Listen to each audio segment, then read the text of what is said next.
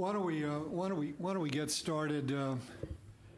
We have a couple of members who RSVP'd that they will be attending, and they should arrive any moment now, including Robert Scott. A couple of members, Deborah indicated that she couldn't make it today, and she has a stand-in. Please introduce yourself. My name is Glenn Neal. I'm the Deputy Commissioner at the Department of Assistive and Rehabilitative Services. And Larry Temple isn't here, so Clint. My name's Clint Winters. I'm a manager with the Texas Workforce Commission, Workforce Business Services. Okay, and I have the pleasure of introducing our final two council members. You'll recall that we had legislation passed in the last session that allows the state P-16 council to grow to 11 members, and we are very fortunate to have two very distinguished people join us. First of all, I'd like to introduce Dr. David Lakey, who is Commissioner of the Texas Department of State Health Services. He's been Commissioner since January 2007. Before that, he was a faculty member at the University of Texas Health Science Center in Tyler. And his educational background is he received a degree at the Holman Institute of Technology in Terre Haute, Indiana. Went from there to the Indiana University School of Medicine and did his fellowship and resident in internal medicine and infectious and pediatric diseases at Vanderbilt University in Nashville.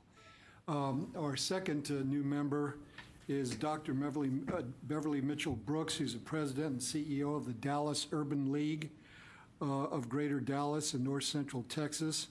She began her career in public service after an extensive scientific career. She's from a native of Dallas. She was educated with a master's degree at Texas Women's University, and she earned her doctoral degree in molecular biology and biochemistry through a joint program between TWU and the University of Texas Southwestern Medical School in Dallas.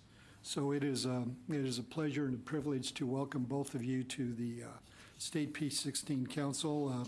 I think you'll find that the work we do is interesting and significant, and we look forward to your full participation. Thank you very much. So with that, let me go immediately to the approval of the P-16, or I should say the council minutes. They're fairly extensive. Are there any changes, any additions or deletions to the minutes? If not, I'll entertain a motion to approve. So moved. So moved. Second. All in favor, say aye. Aye. Okay. All opposed, same sign. All right. We usually have an opportunity for agency members, or for members of the council to talk about what might be going on at their agencies relative to the P-16 Council.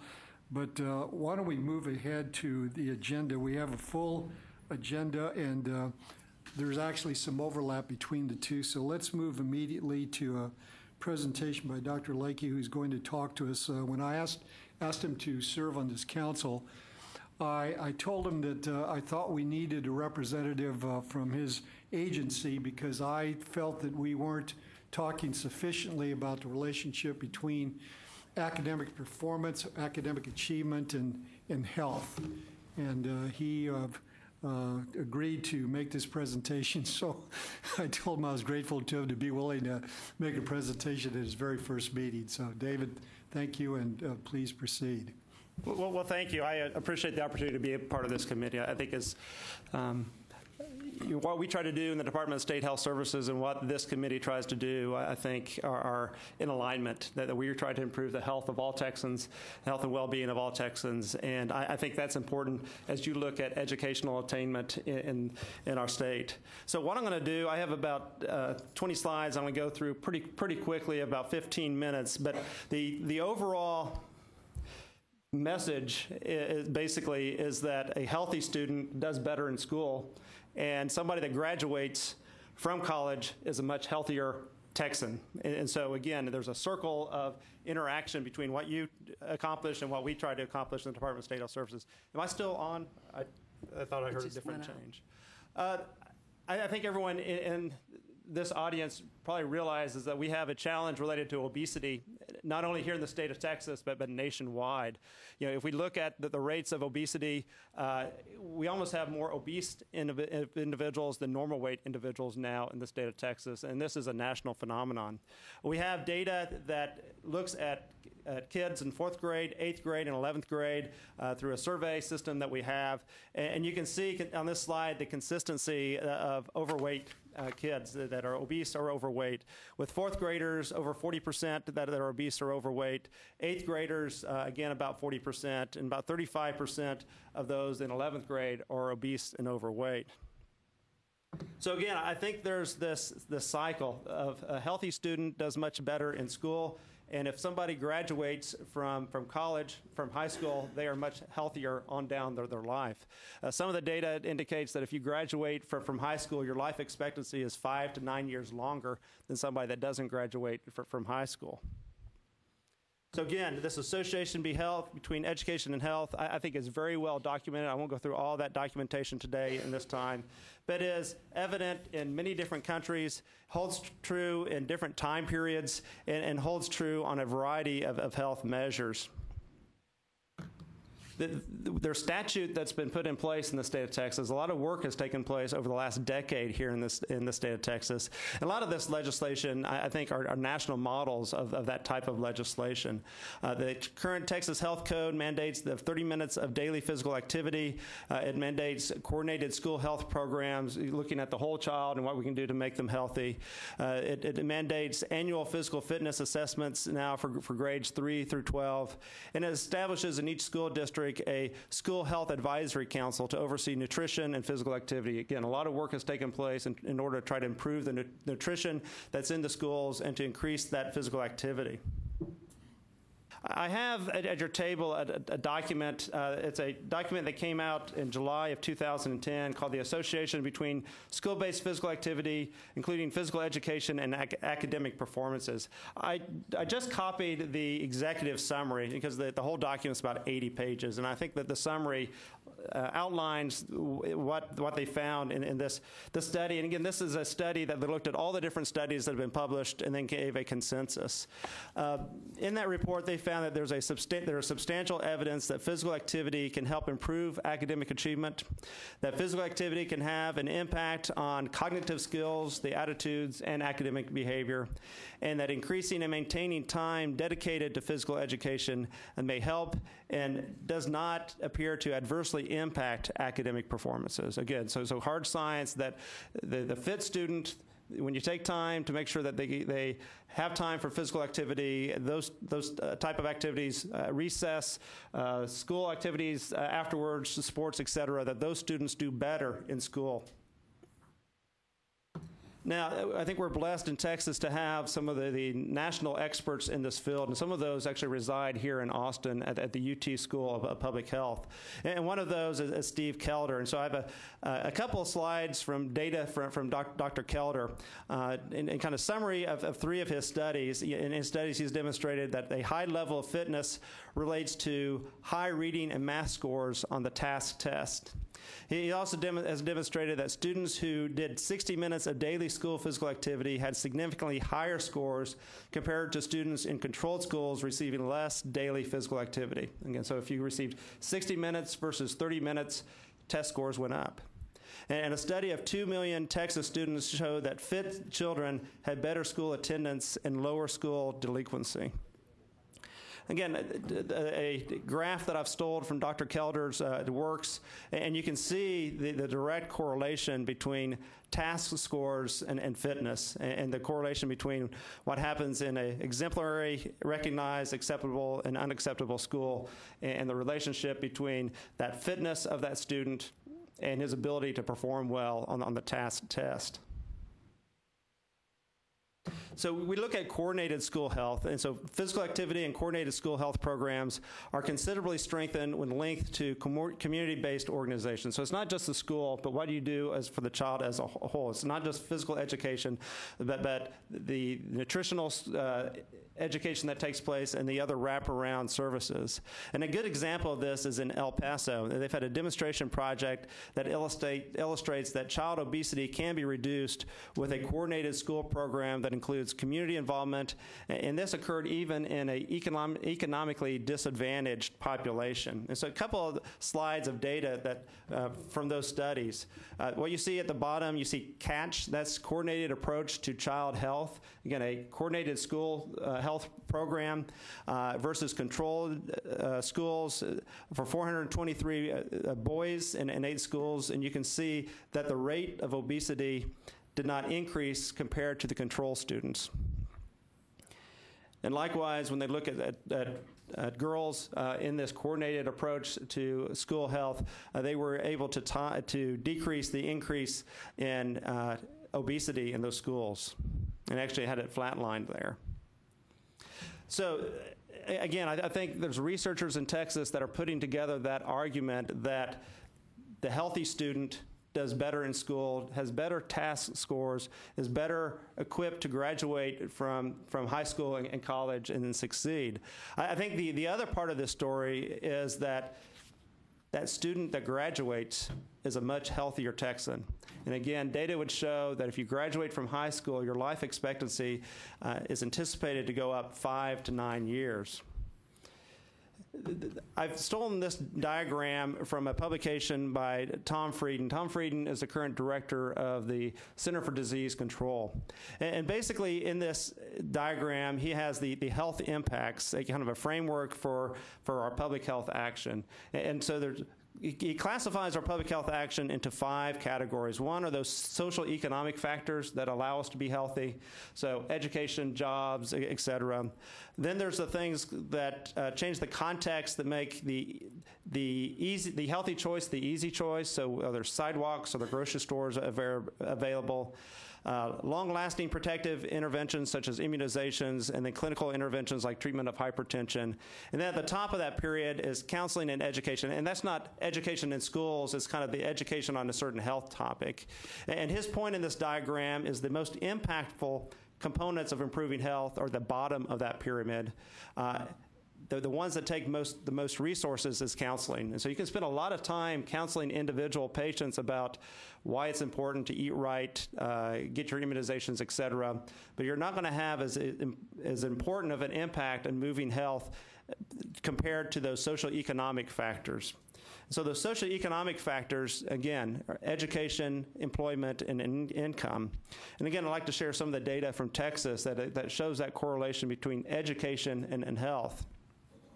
We have a survey called the Behavioral Risk Factors Surveillance Study, and this shows the data from 2000 to 2009 when we asked individuals if they grade their health, when they grade their health, fair to poor, all the way up to being great. If you look at those individuals that graded their health as fair to poor, you can see that direct correlation between educational attainment and their health. In the red line, you have those individuals that did not graduate from high school. In the green, those that graduated from high school. In the blue, that had some college. And in yellow, those that graduated from college. And again, you see that direct correlation between their perceived health and and their academic attainment. If you likewise look at those individuals that rate their health as not good for the last 5 days, you see that same type of correlation, that those individuals that don't graduate from high school do not perceive themselves nearly as healthy as those that graduated from college. Now we have data kind of county by county that looks at health factors and correlates them to the socioeconomic correlates of health.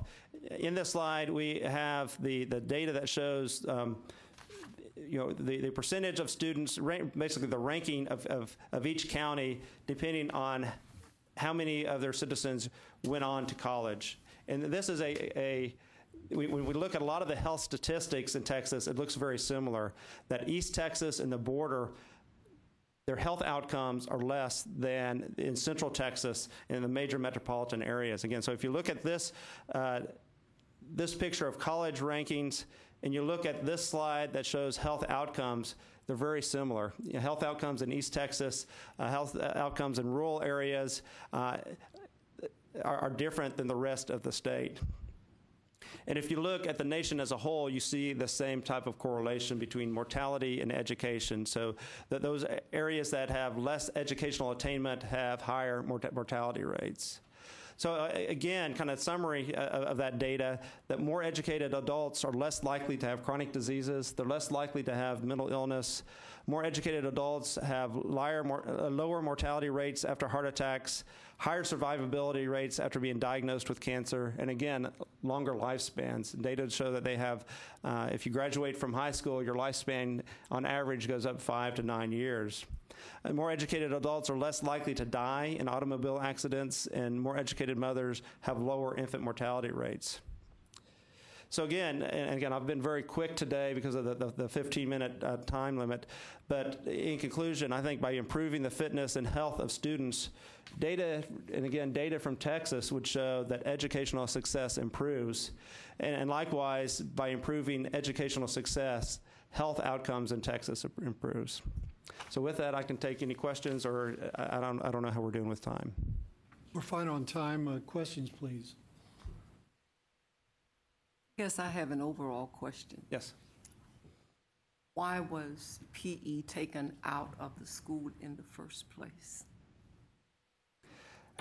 I think that folks around this table would have as much insight as I related to that. I think it comes down to the time in the school day and trying to put a lot of activities into that limited amount of time.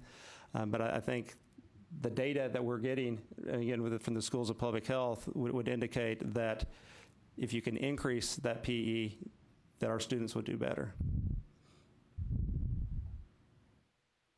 I have a couple of questions. Do you think that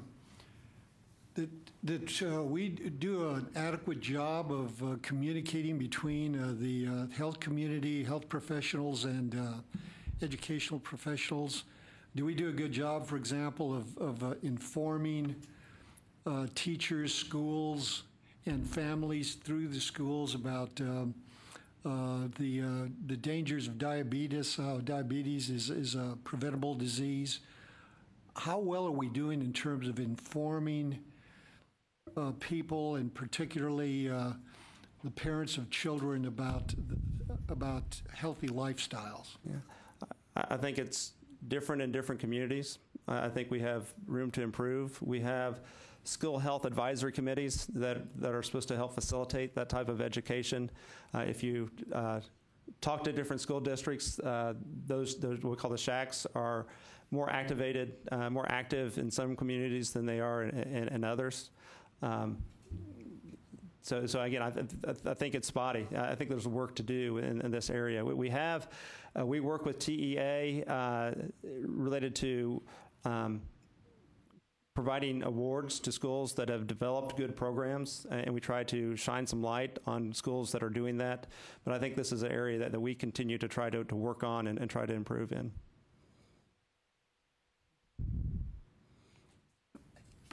If this is true, with all of the research, what would it take to get PE back in the schools as a mandate? It would take legislative direction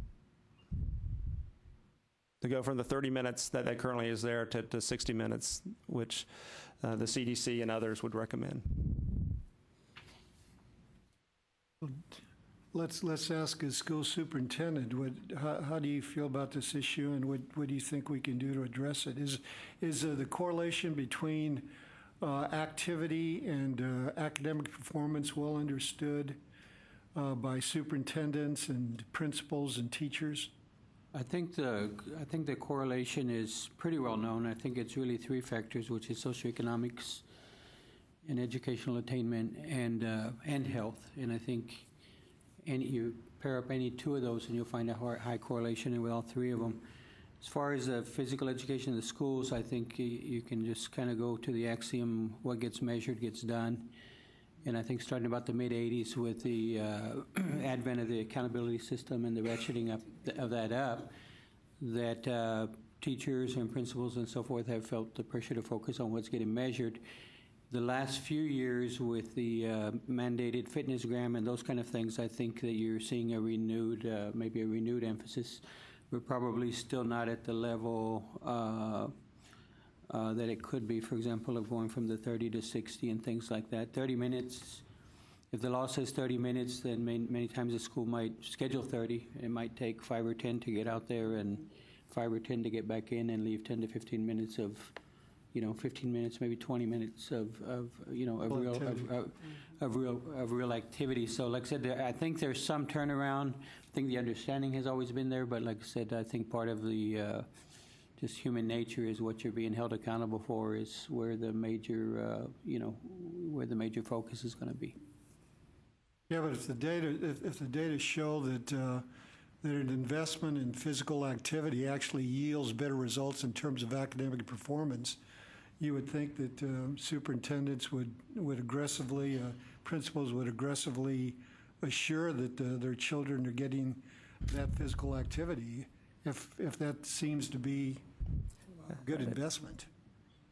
I think part of what I hear is that there's that dilemma, that the balance of art and band and music and everyone else that's competing for those minutes. But again, the data would show that if part of the goal is to make sure academic attainment is obtained, the physical activity is moving it from 30 minutes to 60 minutes. And as was mentioned, I mean, it varies. I'm speaking in general terms. It varies obviously from school to school and school district to school district and community to community. But it's probably like many other things in regards to health also. People tend to procrastinate on something that has a long-term payoff. So if a teacher has a student who's behind on math and there's a test Friday, and the payoff on the health is more of a long-term, then they may look at keeping the child in from PE to tutor the student on the math test that's Friday that must be passed. And so it's the long-term versus the short-term. It's what's getting measured. And like I said, it does vary from campus to campus and district to district and community to community, but those are some of the issues there. Again, I think it'd be easy at some point if you wanted to delve into this issue in a greater depth. Again, one of the national experts is here in Austin, Steve Kelder, and his information is here. They were just successful in a very large CDC grant to look at the differences between policy, correlating it to the fitness grams and health outcomes. And at some point, it might be beneficial to the committee to have Dr. Kelder here to show his work. That's a good idea. Do we have any data on the correlation between the absence of regular physical activity when children are quite young and the likelihood of those same children exercising at an appropriate level as they get older? Is a correlation that if you don't get in the habit of exercising and engaging in physical activity quite young, that you're less likely to do it later in life? I can't quote that data, but I believe that's true. Yeah. So if you don't develop those behaviors early on, those disciplines early on, it's harder to have those disciplines later on in life. Any other questions or comments? Has this report been the association between school-based physical activities? Has that been distributed around the state? I'm not sure if it's been given to all the schools, and that's something that I can go back and look to make sure that it is. We'll see that it's put on our website, the Higher Education Coordinating Board, and I'll talk to Robert Scott about making this available on the TEA website as well and circulate it to superintendents so that they know very specifically. I think. I get the sense that school leaders know the relationship between physical activity and academic performance, but I don't think they know it this well. They don't know that 60 minutes of exercise yields significantly greater educational benefits than 30 minutes of activity. Mm-hmm. I don't know that they understand that it's a good investment of time in terms of educational results. Well, that'd be great if we could put that out and distribute that to the superintendents. Yeah, we'd support that. Okay. We can certainly do that. Any final comments or questions? I was just whispering over here. I don't see it's sort of ironic that we had time for PE. It wasn't 60 minutes, it was 40 minutes, 45 minutes. We had time for PE, we had time for math, we had time for science, we had time for art in my day. Yeah. But we don't have time for it now. Yes. Sort of ironic. Yeah, no, I would agree. There's been a lot of changes from when we were kids that helped us to be healthy, that made the healthy choice the easy choice. I walked to school, I rode my bike to school, et cetera. That doesn't happen nowadays.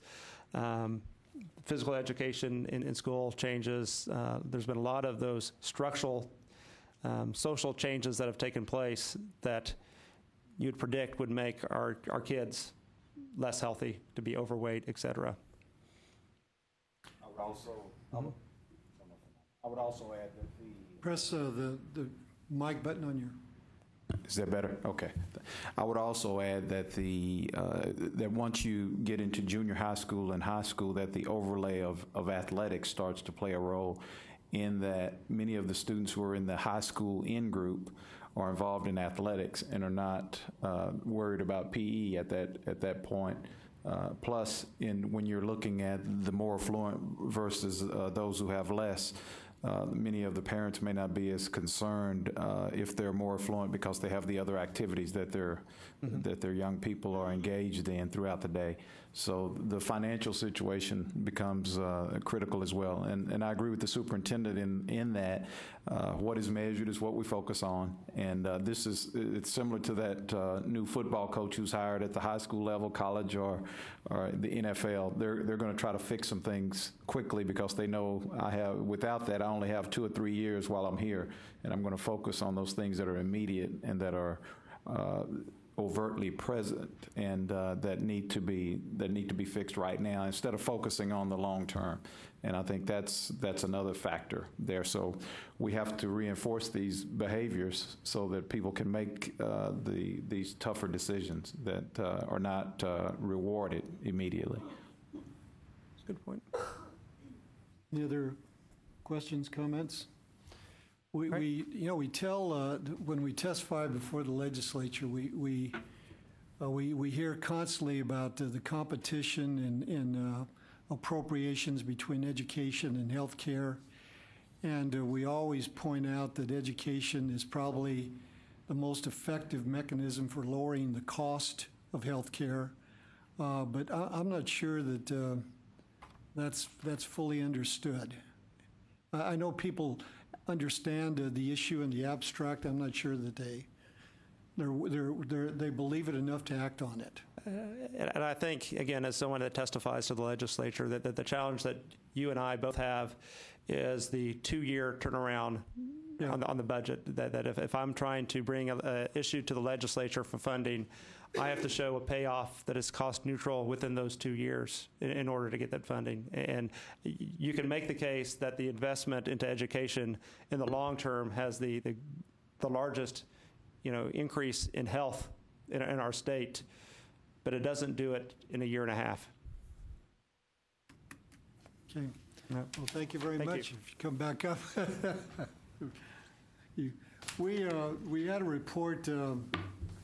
We had a report that was scheduled at our last council meeting, and we ran out of time, so we're going to do it again. Status of the Texas workforce and the data on the Texas job market.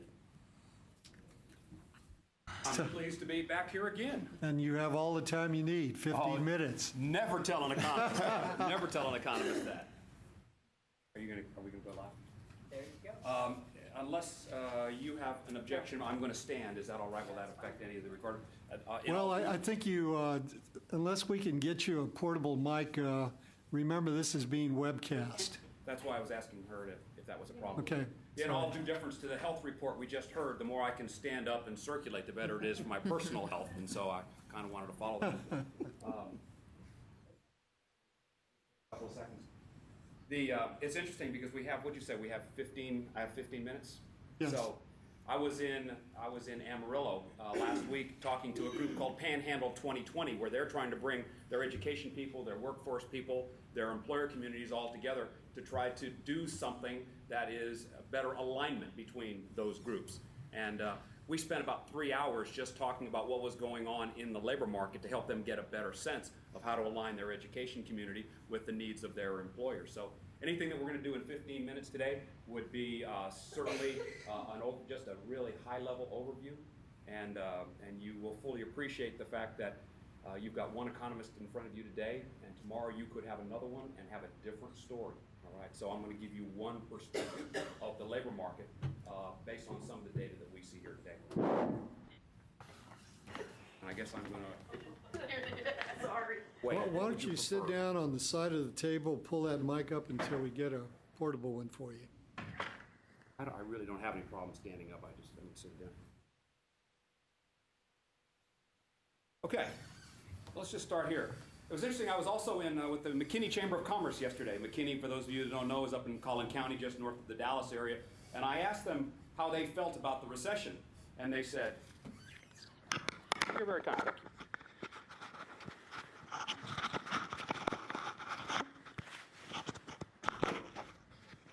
I asked them how they felt about the recession, and they said, what recession? If you've ever been to the McKinney area, it's one of the fastest growing areas of the state. As a matter of fact, if you had to live someplace in the whole United States to ride out the most recent downturn, it probably would have been in Collin County in the McKinney area. Emblematic of that, however, is take a quick look at this. Is we talk about this recession as being a national recession, and yet when you look at the unemployment levels across the country, what you see is the recession was significantly dominated both on the east and the west coast, up in the upper peninsular Midwest. You look right down the middle of the state, and the unemployment rates are considerably lower than they were anyplace else in the country. For those of us that remember back to 1986, 1987, now that was a really good recession here in Texas, where you had construction and the whole savings and loan and real estate and finance all kind of converged and went completely south. But when we look at this recession, Texas, as well as Nebraska, North Dakota, Wyoming, a lot of the energy states throughout the country really have experienced a much weaker recession. So the question here we are today in October of 2011 is, where are we? Is it really still an economic crisis, or is it a serious crisis of confidence?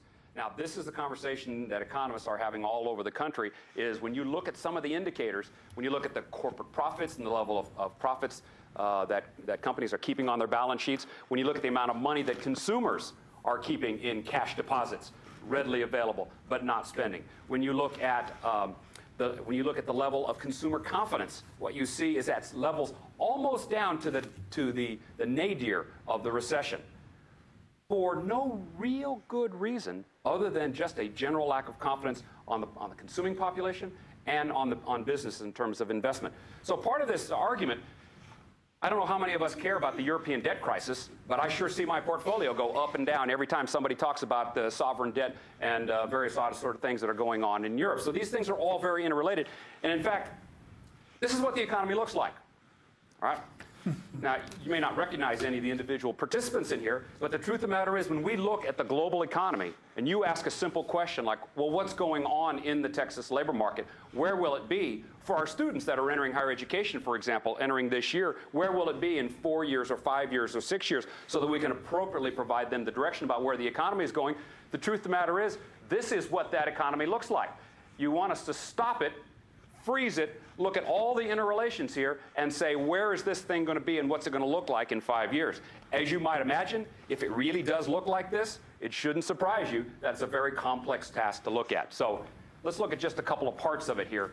From a macroeconomic standpoint, what you see, our governor talks a lot about the fact that Texas has done much better than the country as a whole. Well, for years, the Texas and the U.S. unemployment rates have pretty much mirrored themselves, mirrored each other. What you see on the blue line is coming out of the recession. The United States certainly has had a much higher level of unemployment, but Texas, too, also maintains higher levels of unemployment.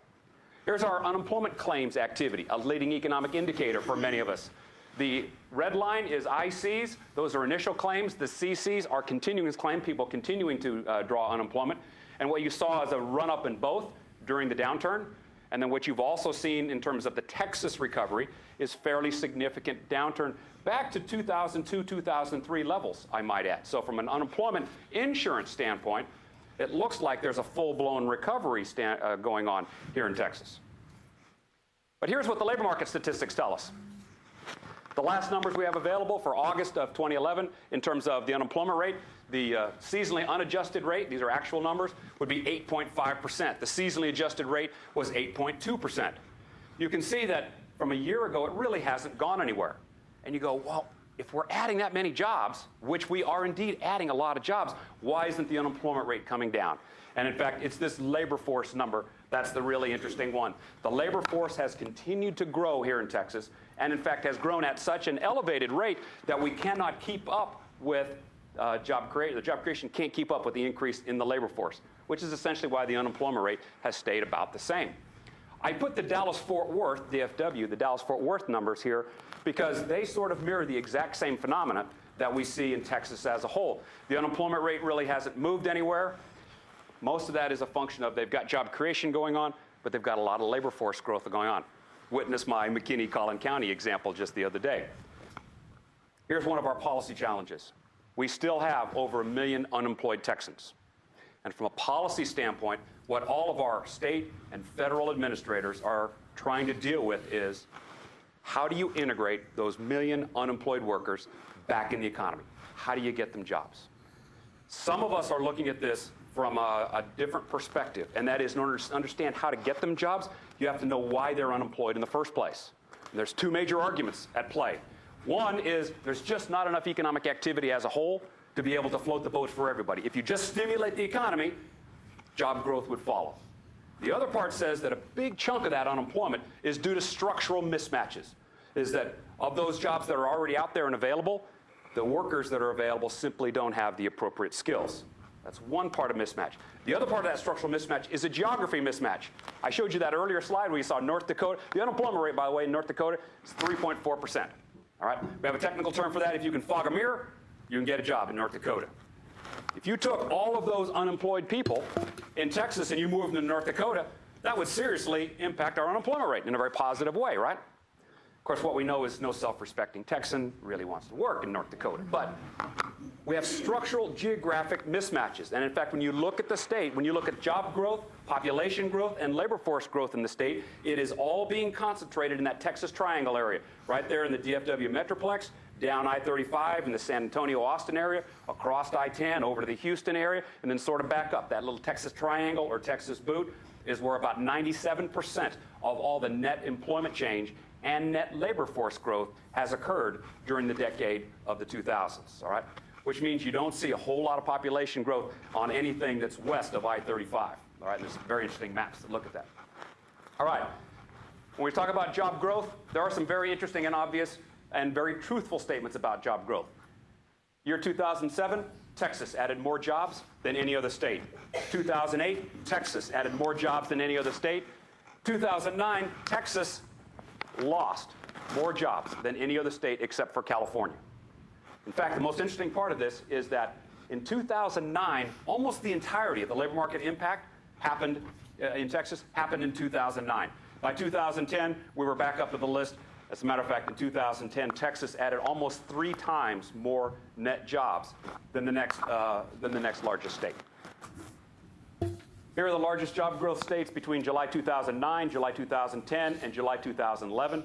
You look at these numbers, you see Texas added almost 364,000 net jobs. Next largest on that list at California is about a third of that. All right, so when we talk about job growth, it is a real fact that there is more net job creation going on in Texas than any place else in the country. Let me talk a little bit about where that job growth has been. This is our goods producing areas. Think about goods producing as any kind of, anything that you can drop on your foot is in a good producing sector, all right? So agriculture, construction, mining, and manufacturing all fall under goods. This black line that runs through here, this is our total non-agricultural employment. This is an index number, so don't pay any attention to the actual numbers. Just look at the trajectory of the lines. So here's the growth pattern. Here's our construction patterns over here. What you saw pre-recession is construction was on a huge boom. Some would say a most unsustainable boom, but a huge boom, lots of job creation. It was true in Texas. It was certainly true in the nation as a whole. When we hit the downturn, it hit pretty hard. And what you've seen in Texas, really not unlike what you're seeing in the rest of the country, is you haven't seen a big uptick in the construction sector. And in fact, when you start looking at single-family, non-residential permitting and some of that stuff, that activity is still way down. There are some economists that will tell you that anywhere between 25 and 40% of all economic activity in the nation is associated with that whole construction, real estate, and the financing associated with that, up and down the supply chain. So if you can't get construction back booming, it's a pretty good chance that you're going to have some relatively sanguine recovery.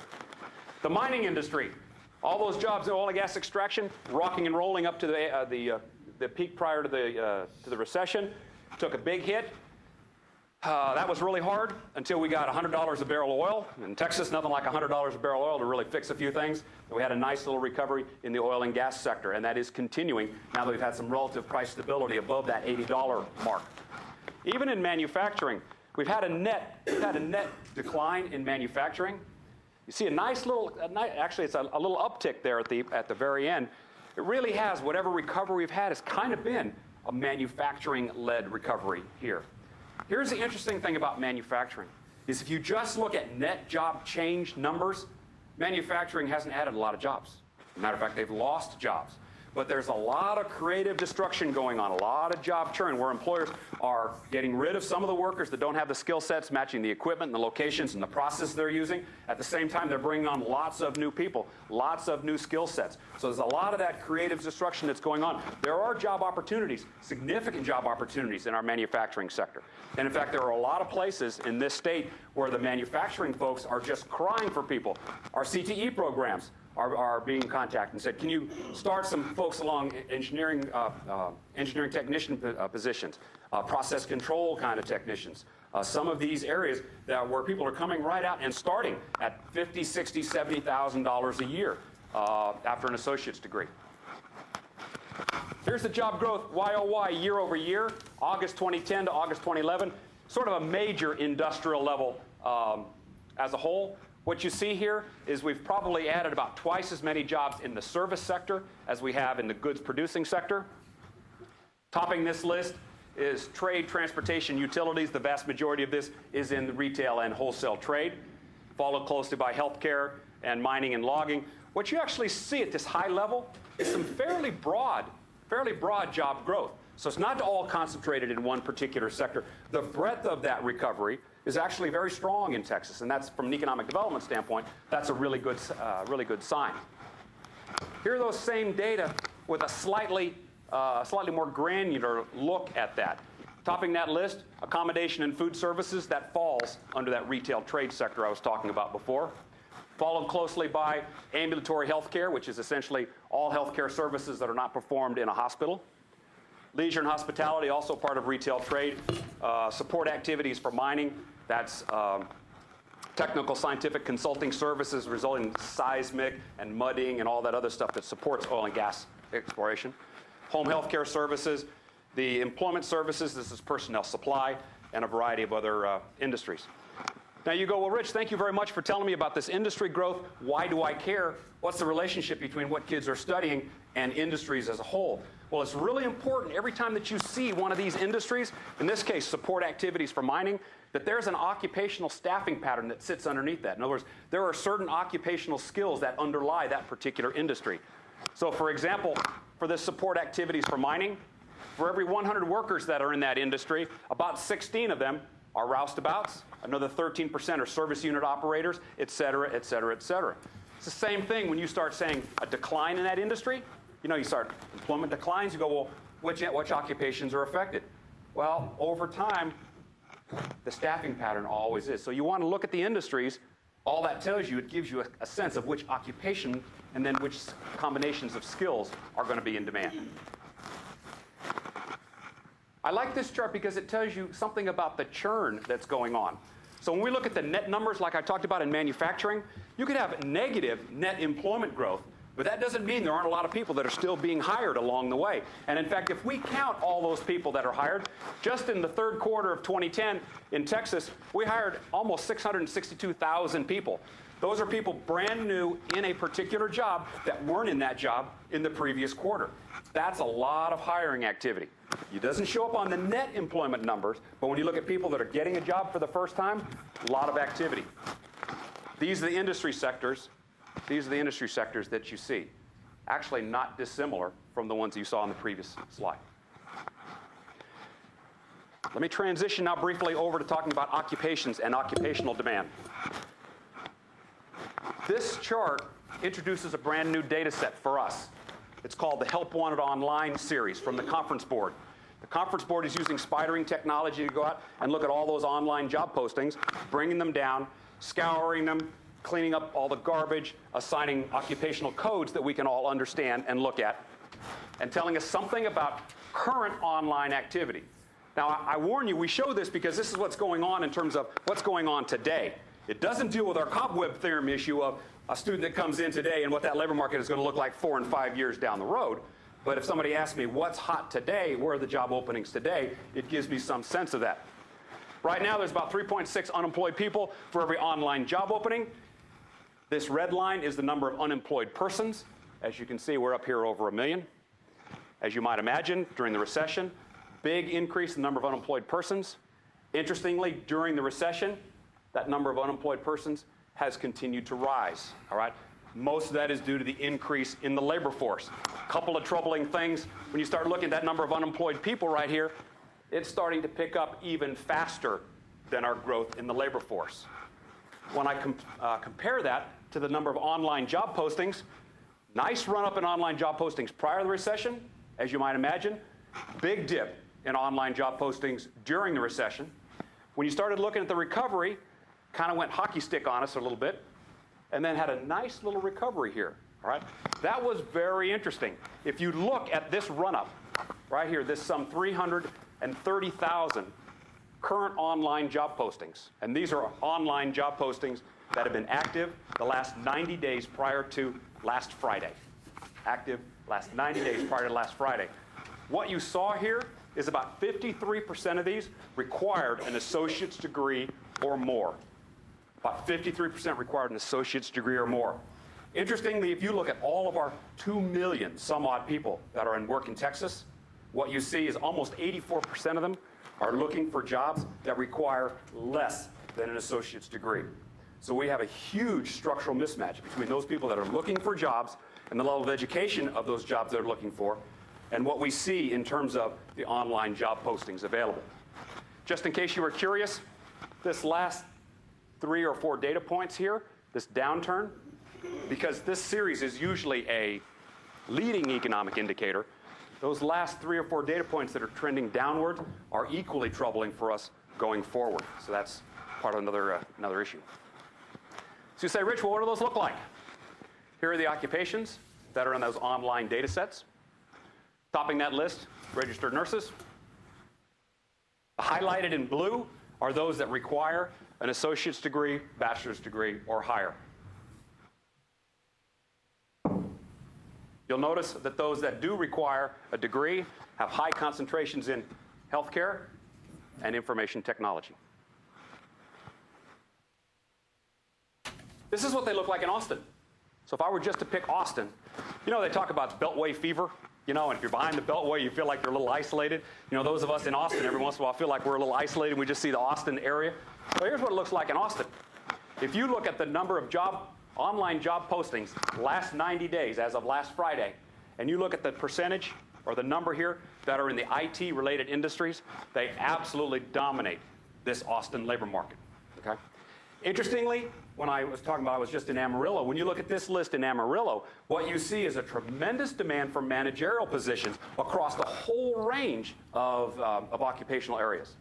And essentially the reason for that is that the wages that are paid in that area, you just can't compensate somebody enough to be a manager in an area that had that extra responsibilities where the pay is not commensurate. So they have a hard time keeping and maintaining and paying managers in that area. You want to talk about 18 years out or 10 years out? We do projections. Our most recent ones are 2008 to 2018. Unfortunately, we actually did these a year and a half ago. As a matter of fact, if you look at the Bureau of Labor Statistics online national projections to 2018, anytime you're doing a 10-year projection in the middle of a recession, that's kind of a challenge, right? But we did the same thing. Anything interesting on this particular list? Dominated by the need for teachers, all right? And that would not have surprised us a year and a half ago before we hit some of these budget issues. Now, keep in mind, these are for 2018, annual average job openings through 2018. So we're not expecting to capture demand in 2011 and 2012 or 2013 necessarily. But projecting those trends forward, what you see, large demands in terms of teachers, in terms of finance, and in terms of IT-related stuff. I would argue that as we go forward and we try to address what's going on in the demand in the labor market, that maybe we should just tell the kids which occupations pay the most or which programs pay the most. And if you tell a kid, wow, this, if you major in this, you're going to make a lot of money. So here's the top 10, 12, 13, whatever it is, highest paying programs based on post-exit earnings of Texas graduates. Anything interesting about this list? Dominated by engineering, math, science, STEM-related things, right? It shouldn't surprise us. But you look at those numbers and you go, look at the number of grads that show up. The only one that really dominates is registered nursing, okay? Nursing administration, 4,700. Anybody remember the number of online job postings for registered nurses in the previous slide? It was around 28,000, all right? So even with that number, we're not really anywhere close to meeting the perceived need. So it's interesting, if you show the kids this list, you'd think they would all start moving in this direction, right? And unfortunately, as you well know, this is the direction where they have been moving. These are your 2010 graduates by two-digit program. And the one thing that is conspicuously missing from this list of graduates are persons in STEM-related fields, all right? And now you're starting to see these kinds of articles. Recent college graduates hit hard by the Great Recession. A new survey of college graduates from the past 5 years found the Great Recession has hit them hard, forcing them into low-paying jobs, often unrelated to their educations. While in a recession, with the level of competition for relatively few jobs, if you really don't know how to do anything specific, you've got an awful lot of competition to get a job. And in fact, one of the pieces of information that we saw is almost 29%, just short of 30% of all of our last year graduates are working in the same job that they worked in prior to graduation, all right? Here's my own. This is from Jerry Yang. In China today, Bill Gates is Britney Spears. In America today, Britney Spears is Britney Spears, all right? This is an attitudinal issue. As you can tell, I got no problem with Britney Spears. Well, the problem I do have is she's not really good at math, all right? She's not helping to drive the economic development of the state, and where we're seeing an awful lot of demand. This is part of our problem, and these don't go away. There are lots of headwinds to the economy on a global standpoint, on a national, that's going to make job growth going forward even more challenging. Our 2011, 2012, 2013 forecasts of net job growth in the state have it around 1.2 to 1.3%. 1.2 to 1.3%. That's not a lot of net, robust job growth to float all of the new graduates, especially those that don't have directed skills, plus keep all those baby boomers who are not leaving, all those greatest generations that are still in the labor market, all those Gen Xers that have come to Texas and are still here, plus all of those millennials and Gen Ys that are in the labor market. So with that, I hope I gave you a really brief and whirlwind tour of what's going on in the labor market, and I'd be happy to entertain any questions you might have. Rich, can we go back to one of those slides, the one where you projected the jobs that are available right now? Yeah, that one. This one here? No, the next one. In Austin? Yeah. I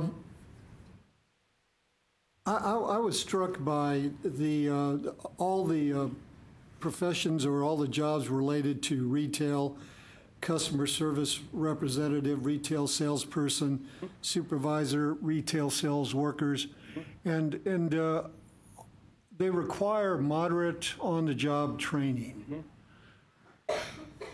That's a significant number of jobs here in Austin alone, and we work pretty closely with the Texas Retailers Association here at the coordinating board, and they talk about job openings all over the state. Why can't we effectively, in the educational system, address those openings? If they don't require an awful lot of training, why can't we have an initiative that involves high schools, community colleges particularly, to give people the minimal training that would prepare them to go into retail?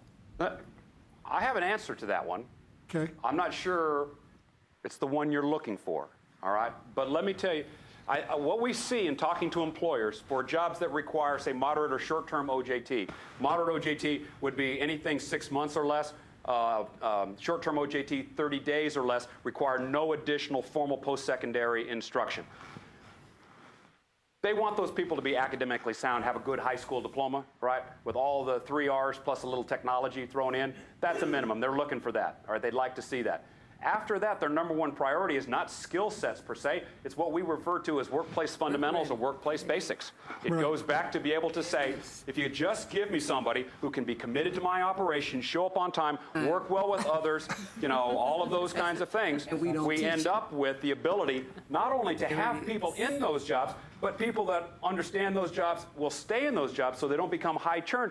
Plus, they become more value to that employer. They tend to receive wage gains, career paths are created, all that stuff. One of the things we do not make a huge investment on in this state at any level. It doesn't happen at the parental level. It increasingly doesn't happen at the parental level. It doesn't happen in the secondary level, and it doesn't happen in higher education. Is nobody is taking direct responsibility nor has any accountability for imbuing workplace basics and workplace fundamentals in any of our young people. Education skills. That's precisely. I wasn't looking for a particular answer. I wanted to know what the answer was. Why couldn't we do that? For example, if these are short-term skills, why couldn't we have a summer program at the community colleges for students that have just graduated high school, sharpen their academic skills to make certain that they're at a level that is acceptable to an area like retail, the retail industry, and why couldn't we do it through?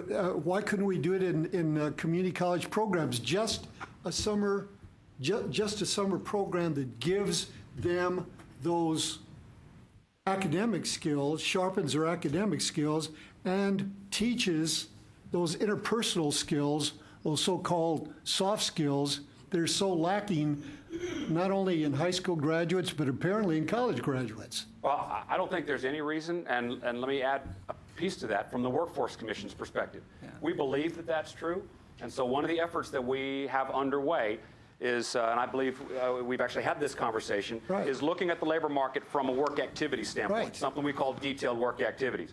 Well, it's one thing to be able to do certain activities. It's another thing to know what performance level they are, because that helps in the articulation from secondary to post-secondary. But as, or maybe even more important, which of these soft skills, which of these workplace fundamentals are essential to each one of those work activities? There are certain work activities where you have to be able to work well with others, where you have to show up at 8 o'clock or 9 o'clock, you have to be on time. There are other things where you can work individually. There are other things where the timing of that doesn't matter. There are other things where patience is important and dedication is important, where other things are less so. So what we are in the process of working with TEA on is to be able to have for each one of those work activities, somewhere between the top 5 and the top 10 most significant workplace basics associated with each one of those. As we do that, what we can do then is profile large sections of the economy and say, here are the most significant workplace basics in this Achieve Texas cluster, for example, all right? To be able to look at groupings, STEM occupations, those kinds of workplace fundamentals that are most essential to those tasks that need to be performed by workers in those areas. I think one of the biggest challenges to us is the fact that we really don't have a common language or a common construct around which to do exactly what you just said. And I think, and we're working on that at the Workforce Commission. TEA has given us some pilot money to start looking at a construct for that. Sometime around March of next year, we're going to come back with that construct with about 25 occupations sort of having been filled out, and said, what do you think about this? Is this something we want to carry forward? And it may come back to this group as an effort that we want to support. Well, let me put Greg on the spot. Greg, I can't imagine community colleges wouldn't be interested in developing a short-term program that addresses precisely these issues. I knew you were going to put me on the spot, so I started preparing myself a little bit. But I think there are a couple of things that go into this, and one is you have to remember that you have the 18-year-old who has recently graduated from high school and has grandeur on his or her mind and wants to be all of these things, and mom wants me to be a number of things, so it's hard for me to decide that I want to be in retail and that's where I'm going. And many of them don't make that decision until life hits them, either in the form of classes that are a bit too difficult for them at the college level, or other factors that come into play, relationships, hard times, et cetera. But to answer your question, I'm with you, and I think that we can do something like this. I think that's a great idea. But I think the biggest anecdotal thought that I have that could be a barrier would be the positive reinforcement that they would receive in the workforce. If we run the person through a program that's a summer program, or even a summer program bridging over into fall, then if you're only going to pay that person $9 an hour versus $8 an hour, or if you're still going to start that person at $8 an hour, then you may not have the incentive that one would need to get into that type of program.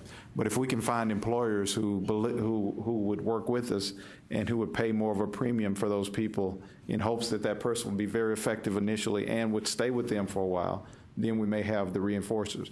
If the money were right, I could guarantee you this would work. But therein lies the question. Will the money be there for those people to encourage them to do this and then to go into the world of work more quickly? I'm going to try and address that, because that's exactly what the Urban League does. And we have a partnership with our community colleges. And we have a partnership with WorkSource.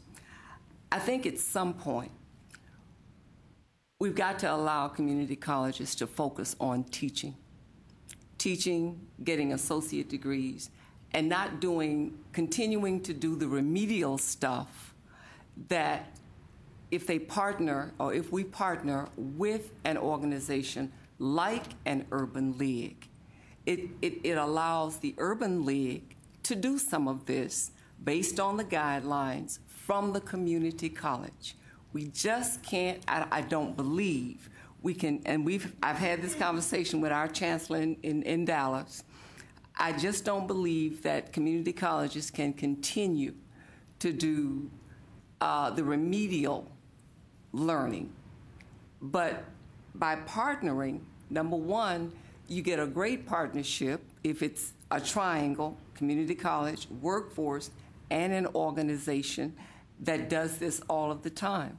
We do work ready, and we do it in conjunction with our partners. You might encounter the problem that, number one, if this is not mandatory after graduation, then students during the summertime are looking for other activities outside of going into a classroom. And so you've got to have some great incentives to get students into a classroom of a mandatory work ready. May I suggest, Yes. if I will, is that I'm just the economist here, all right? I'm just representing what we see going on in the labor market, a little bit about what employers tell us what's going on in the labor market.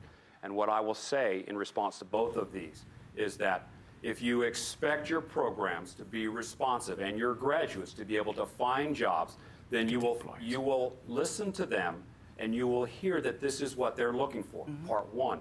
Part two, when you look at the demographics of the state, when you look at the competitiveness for jobs in the state, is this isn't really an option for getting a job. This is now just like an entry-level credential for getting a job. And so if you want those kids to be eligible for jobs when they go through an interview, to be able to say the right and appropriate things in that interview, even if it's an entry-level job, when all that competition is sitting out there next to them, you better have imbued some of these things in them, otherwise they will not be competitive, and there's a whole lot of people standing right behind them that will find those jobs. And so it becomes much more from a demographic imperative and from a 1 million unemployed Texans demographic perspective. This is not really an option. This is what employers are telling us we find. And if we can't find those, we will find other ways to do that work. We will automate that work. We will send it someplace where I can get it. We have lots of different ways to practice business and earn a profit if we can't find people with those particular skills. This is increasingly not an option for us. It is something that we need to make time for in our schedules and imbue that someplace along the way. And you can embed it in a history class, and you can embed it in a physics class, and you can put it in lots of places. It doesn't have to be a standalone program, right? There's nothing that says it has to be a standalone program, but it has to be, in the view of an economist, it has to be a part of our educational process. I hope I didn't go out of bounds on that. Why aren't we doing? I'd like to talk to the people who work on these kinds of issues, Greg and Danny and Beverly. Why aren't we doing a better job of teaching our students these job-related skills, like being able to work with others, having a work ethic? Why aren't we doing a better job of that in the schools, both K through 12 and higher education, particularly in workforce development programs? I think we can reinforce those things, but a lot of those things come from home. A lot of those things come from your upbringing, and you have those, and I think that's what we traditionally have seen in our country. But I think we have to notice that in many respects, as we move forward, that those things are lacking, and we might have to start trying to reinforce those things and put those things more in play. But we do talk about that. We do have we do have workforce committees who meet with us. We do have employers who meet with us, and we talk to them about what their needs are, and we try to put those things into our programs. And they do serve on advisory committees where they're regularly meeting with us. So that's one point. Another thing is in terms of reinforcement, it's also an urban and a rural thing in Texas, where it's not necessarily one size fits all.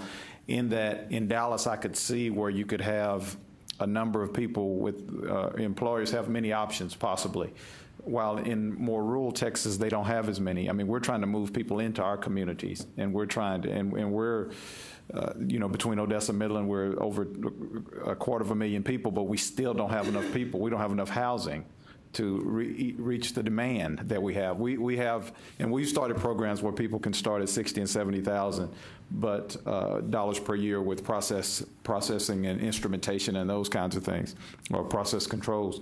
But in our place, it's a little more difficult because without the reinforcement for that person, our employers are begging for people to go to work and who will just show up and who will be consistent with that, and they'll train them. They'll give them anything they can to help with that. So it's a little more difficult for us to do that in our programs, but we need to do better. And I'll always say we need to continue to work at that. And also I'll say with the oil industry being what it is in our world, I mean these folks can come out of high school and make 60, 70, 80 without any credential as well. But we all know that that's short term and temporary. Seasonal, yeah.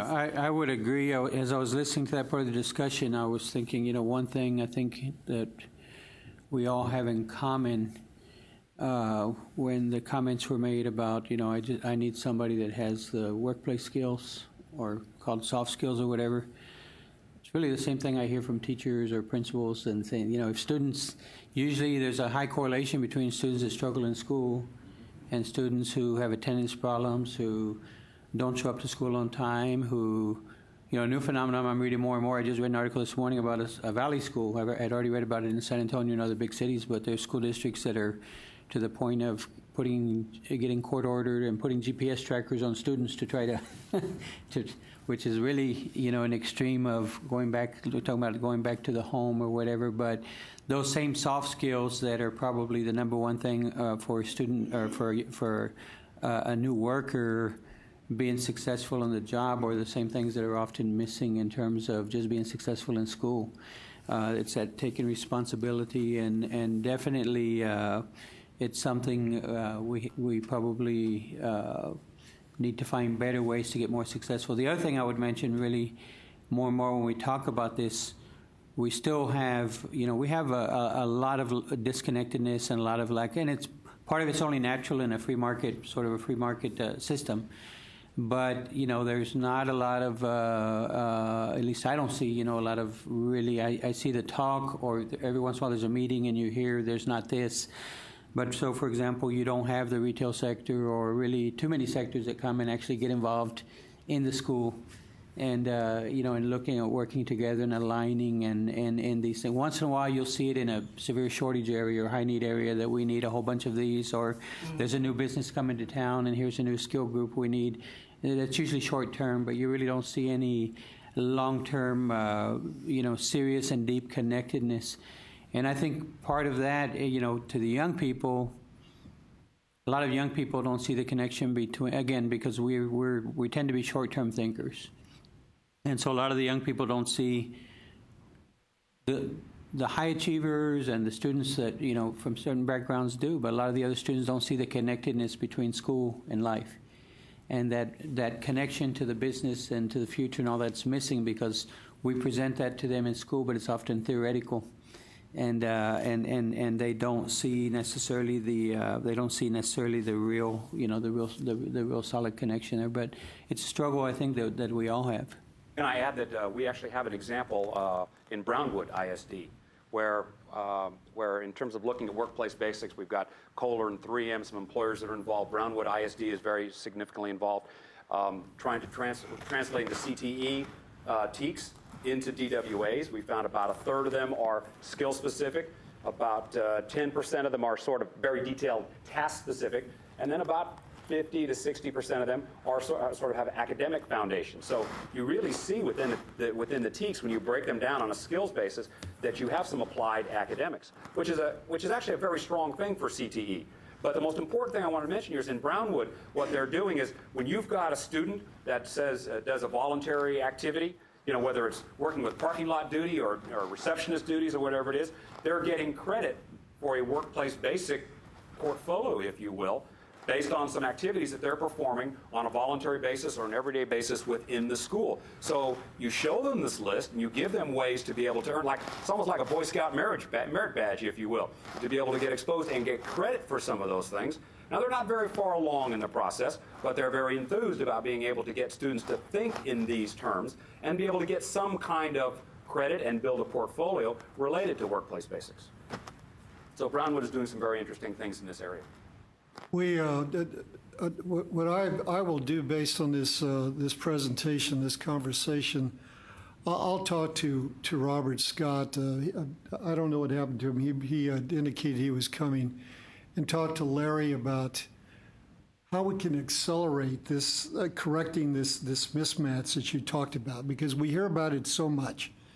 The mismatch in skills, the mismatch between skills and training and workforce needs. We've got to do a better job of addressing this issue.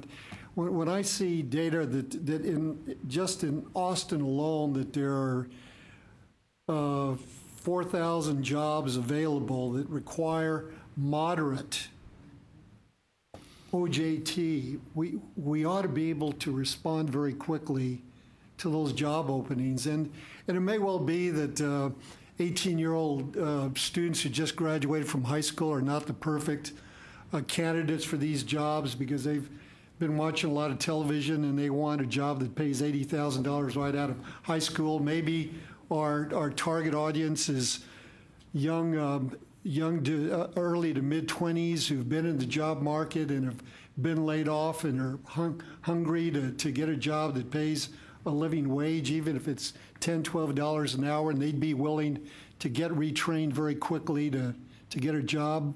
Maybe we need to target those kinds of individuals as well. But we've got to move more aggressively and effectively to meeting those workforce needs. Well, and the only part I would add to that is it becomes a demographic imperative. Yeah. Because when you look at the competition for jobs coming out, what happens for kids that are new to the labor market that don't get a job, certainly one related to what they learned, training-related positions obviously have much higher earnings and much faster earnings trajectories.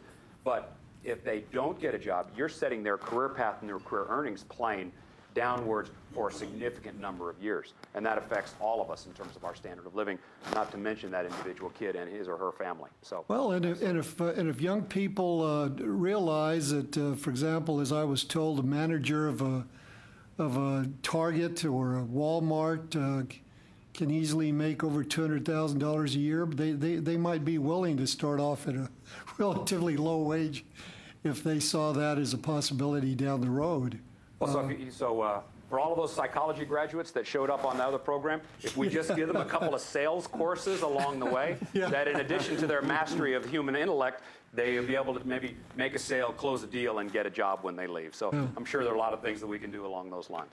Well, we'll follow up and report back to this council. Thank you for the opportunity. I appreciate it. Thank you, Rich. That's heartbreaking to see that there's so many jobs out there, and we just don't have people that are trained to take them.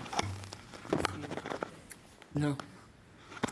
Agenda item number 7 is making higher education affordable and accessible for non-traditional students. Once again, a related issue that we're missing large groups of students who want advanced education but don't think they can afford it or don't think they can make the commitment of time and effort in current traditional institutions. And we've been looking at this issue closely. We took our mandate from the governor's State of the State address at the beginning of the last legislative session when he talked about creating low-cost degree options for young people in Texas. Dr. Van Davis on the staff here at the Coordinating Board has been in charge of this initiative, and so he's here now to report to us about how we're doing. Good afternoon.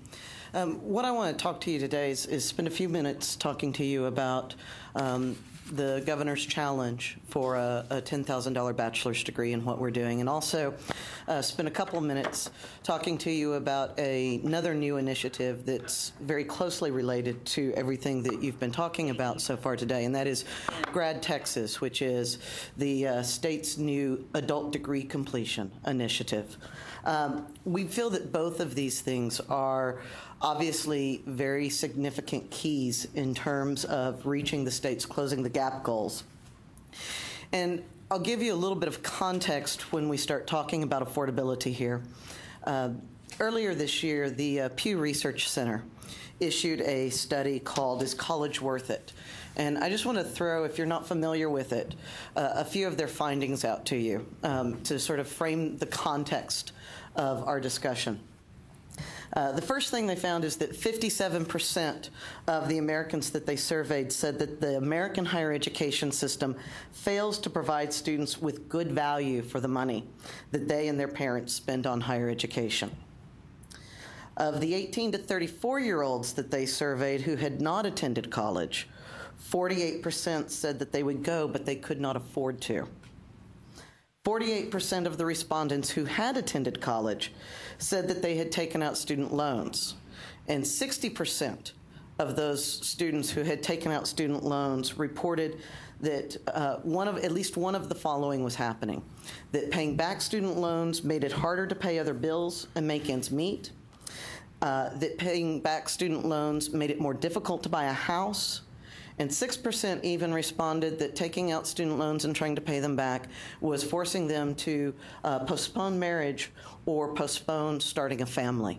So we have obviously a very significant, not just economic impact with the rising cost of higher education and the debt load that students are graduating with, but we also have a significant social and cultural impact that this is translating into. Give you a little bit of a further context. In 2010, the average tuition and fees at a Texas public university was $6,483 a year. That equates into not quite $26,000 for a four-year bachelor's degree. The lowest institution in terms of prices on that end of the spectrum was Texas A&M University Texarkana, where their tuition and fees were a little over $4,500 a year. So the total four-year tuition and fee cost came to just a little over $18,000. So depending upon how you look at it, we're either a long way away from the challenge or we're about halfway there to the challenge. And that's sort of the approach that we're taking a look at, is how is it that we can begin to leverage what our institutions are already doing so that we begin to offer more affordable and thus more accessible degree programs and meet some of those needs that you just heard about.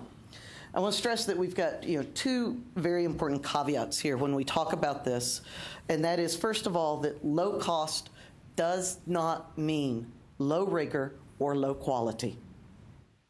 And I think that's usually worth repeating because oftentimes that's the one thing that folks don't hear. And that is that we're not talking about a lowering of standards. We're not talking about a lowering of quality. These degree programs have to have the same rigor and the same quality as any other baccalaureate degree program coming from a Texas public higher education institution. The other thing that's also important is that the sort of degree programs that we think will lend themselves to low cost are not going to be for everyone. There is no one single type of learner, and there is no one single type of degree program that's going to fit everyone's needs. So we're not talking about replacing what our institutions are already doing. We're talking about expanding options for students. We feel like that in some extent, we're sort of in the same place that computer hardware was in 2005 when Nicholas Negroponte issued his One Laptop Per Child challenge. It's that challenge that we should be able to make a $100 laptop so that every child in the world can have one. And I have to say, I have one of those at home. It's a great little rugged plastic creature which doesn't have all the bells and whistles of my iPhone, but is remarkable in what it can do. And if you think back to when Negroponte made that challenge, a lot of people laughed at him. They said, look, you can't build anything for $100 that a kid's not going to destroy. It's not going to have the computing power that you need. This is a ridiculous idea. Yet here we are in 2011. Almost all of us, I would wager, in this room carry some sort of smartphone device. We're in an age of low-cost laptops, low-cost netbooks, and low-cost tablets. And those tablets, in fact, my iPhone sitting back over at my desk, can do more than the very first Macintosh that I had in high school. So we know that we have the ability to meet these audacious challenges. Part of the problem, part of the challenge is not getting scared by them. We think that there's going to be several critical elements for offering these low-cost degree programs, and that they're all going to have some common characteristics. Like I said earlier, the very first one is that they have to uphold rigorous academic standards. Families and businesses have to have faith that the quality of the degree program is no less than the quality of any other public Texas university degree program. And faculty are going to play an absolutely key role in assuring that rigor and that development. As I said, we don't believe that these degree programs are going to be for everyone, but we do know that there are Texans that want them. We know that there are parents who are trying to balance work and family and don't have time to go to a campus and sit in a classroom and aren't eligible for financial aid. We know that there are sons and daughters who find themselves taking care of their parents and their siblings and who have to work and can't afford tuition. We know that there may be returning adult students who, again, might not have access to the same sort of financial aid. Or you might have the precocious 18-year-old who's done 2 years in an early college high school and is ready to go out and take the world by storm and doesn't want to start it saddled with a lot of debt. So there is a place for these degrees. These are not going to be traditional degrees. We're not going to be able to take an online program. We're not going to be able to take a traditional degree program and stick it online and say that you can scale it infinitely and that's going to cut the cost. So it also means that we have to think outside the box. And many of our institutions are already doing that. What we find is that there are components of almost all of the things that can be leveraged to reduce the cost that are being practiced by our institutions. It's a matter of beginning to consolidate them and look at how they can work in tandem with each other. The other thing that we need to know, that we know that we're going to need to look at, is that these programs are going to have to be, to some extent, prescriptive. One of the ways in which students routinely lose money is by taking courses that don't transfer or taking courses that they don't need and going over the required 120 semester credit hours. So degree programs, studies have shown, degree programs that are prescriptive, that have a very clear track that are laid out for students, not only improve retention, but ultimately decrease the cost to the student. So we know that these programs are going to need to be prescriptive in nature. We know that we have to have flexible fee structures. And many of our institutions are already doing this and are thinking about what's appropriate to charge a student a fee for if they're an online student and never set foot on the campus, as opposed to what's appropriate for an on-campus student to charge a fee for. And probably most significantly, all of our discussions have hinged upon increased cooperation between community colleges and universities. And that cooperation is already there. I cannot overemphasize that our institutions are doing pieces of this. In fact, our institutions are beginning to get close to that mark that the governor set out. We have one institution that's working with its local community college. When I spoke to the dean last week, who had laid out a draft plan that would probably bring their costs somewhere around $11,000 for the 4 years, by starting 2 years at the community college and then continuing at the university, and then leveraging, and this is something that's very important, leveraging different ways that a student can earn credit. And that's what we mean by multiple pathways to a degree. There are all sorts of ways that an individual can show competency, besides sitting in the classroom and taking a series of tests, or being online and taking a series of tests. We already utilize some of them. We have CLEP tests. We've got students who are taking AP credit. We have students that come in with an associate's degree because of their work in an early college high school program. We have adults that are in credit through prior learning assessment. All of those are multiple pathways to a degree. Many of those focus on competency. If a student can show competency, then they get the credit. And so by bundling these things together, you can begin to see the cost of a degree declining for those folks who have the knowledge and have the ability, or have the ability to go out and acquire the knowledge on their own with all of the multiple open educational resources that are freely available online. So we know that we need to leverage 2+2 community college programs and university programs. We already have those. We'll need to expand them. We need to make sure that advising is done very strongly and very clearly, and it starts with the community college student, so that when that community college student sets foot on that community college campus and they meet with their advisor to enroll in their courses, they also get to see what the degree plan is for them to transfer out and go to the university after 2 years. It's that laid out for them. And again, we have examples of that already being done. We know that we'll have to take advantage of technology. And again, that could mean online courses. It could mean hybrid courses.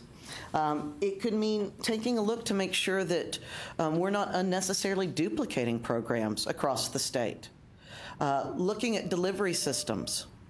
It could also mean making sure that we are helping our faculty use the extraordinary open educational resources that are around the globe, things like the Connections Project, things like Merlot, things like the MIT courseware that's online. There is such a wealth of freely available resources, the Khan Academy, that many faculty are already using, but finding ways to make that material even more available to them so that they can use it, and that they can use it perhaps to substitute for textbooks, that their students can use it for tutorials.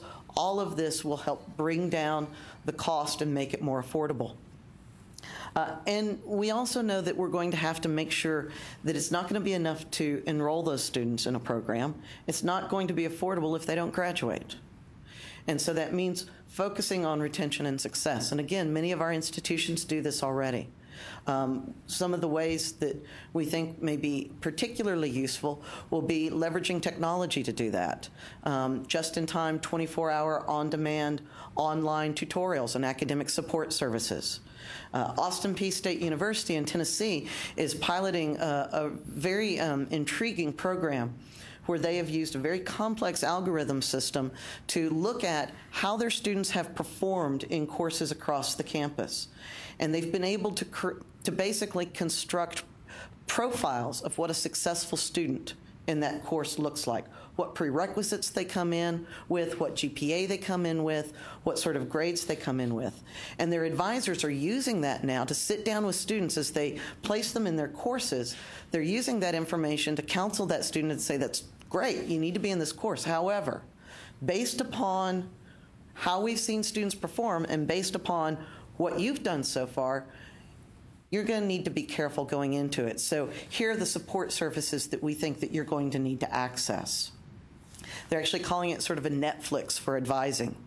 And it's a very intriguing system. It's using technology, it's using data mining to look at ways that we can match students to services. And that's the great thing that technology allows us to do, is individualize the sort of services that students get and individualize their education. Some of the things that we're doing right now at the coordinating board, we're reviewing distance education fee structures. We're going to be facilitating a university and community college working committee of institutions that are already working on this and bringing them together so that they can share with each other, they can share their knowledge, they can share resources, they can look at the possibilities of collaborative arrangements, and also help us think through what sort of policy and statute implications there are for advancing these more affordable degree programs. We're looking at ways that we might be able to expand the Texas Learning Objects Repository, which is a repository of digital learning objects. Those are course materials that are freely available to faculty across the state that they can use to supplement their instruction. In some cases, some of those course materials could be used in lieu of textbooks. So we're also looking at ways that we can expand the repository and perhaps link it out to some of these other open source networks like Florida's Open Grove, which is their state e-textbook network. Merlot, the Southern Region Education Board's initiative as well, and several others. Ultimately, whatever we do has to be rigorous, it has to be targeted, it has to be structured, it has to leverage technology. There have to be multiple pathways to a degree, and there has to be faculty buy-in. I would go even further, though, and say that there has to be the buy-in of you and your constituencies. These programs and the success of the students in these programs are based upon not just the quality of the program, but the extent to which those students have access to infrastructures that will support them. Infrastructures within the university or the community college, but also infrastructures within their communities. And that means that we have to look at things holistically. We have to forge partnerships. We have to look at how early college high schools can play a role in this. We have to look at how credit for certificates that students might already have gained in the workforce could be translated into credit that could go into one of these degree programs. We see examples of that already with what we're doing with armed services credit. So there's a role not just for the faculty, but there's a role for the Texas community. I also, though, want to talk to you and point out to you a little bit of what's somewhat of a related project, and that's Grad Texas. And the purpose of Grad Texas is to get the over 3 million adults in Texas that have some college credit and no degree re-engaged to finish their degree. And that over 3 million number, by the way, comes from the U.S. Census Bureau. In Texas, when we look within the coordinating board at students who have more than 45 semester credit hours or more than 90 semester credit hours, just within the last 5 years, we have over 68,000 students who have left a public university in Texas with at least 45 semester credit hours and no degree. That is a huge economic impact for them, for their families, for the institutions, and for the state. So getting these folks to return to finish their degree allows us not just to see an improvement in their lives, but it also lets us see a leveraging of those resources for the state, and ultimately also impacts affordability and access. On August 2nd, we launched Grad Texas. This is a program that's being funded by through our College Access Challenge grant from the Department of Education. We launched it with 8 institutions: Texas Tech University, University of North Texas System, University of Houston Clear Lake, University of Houston Downtown, University of Texas Brownsville, Texas A&M University Commerce, Lamar University, and Midwestern State University. And those were all institutions that already had very robust adult degree completion programs in place and very robust services for returning adult students. What the Grad Texas project does and what our website does is it provides students with the potential students with the opportunity to go in, and they can input the courses that they've already taken and then be able to see automatically how they would transfer into one of the participating universities' degree completion programs so that they immediately have an idea of how their credit will transfer.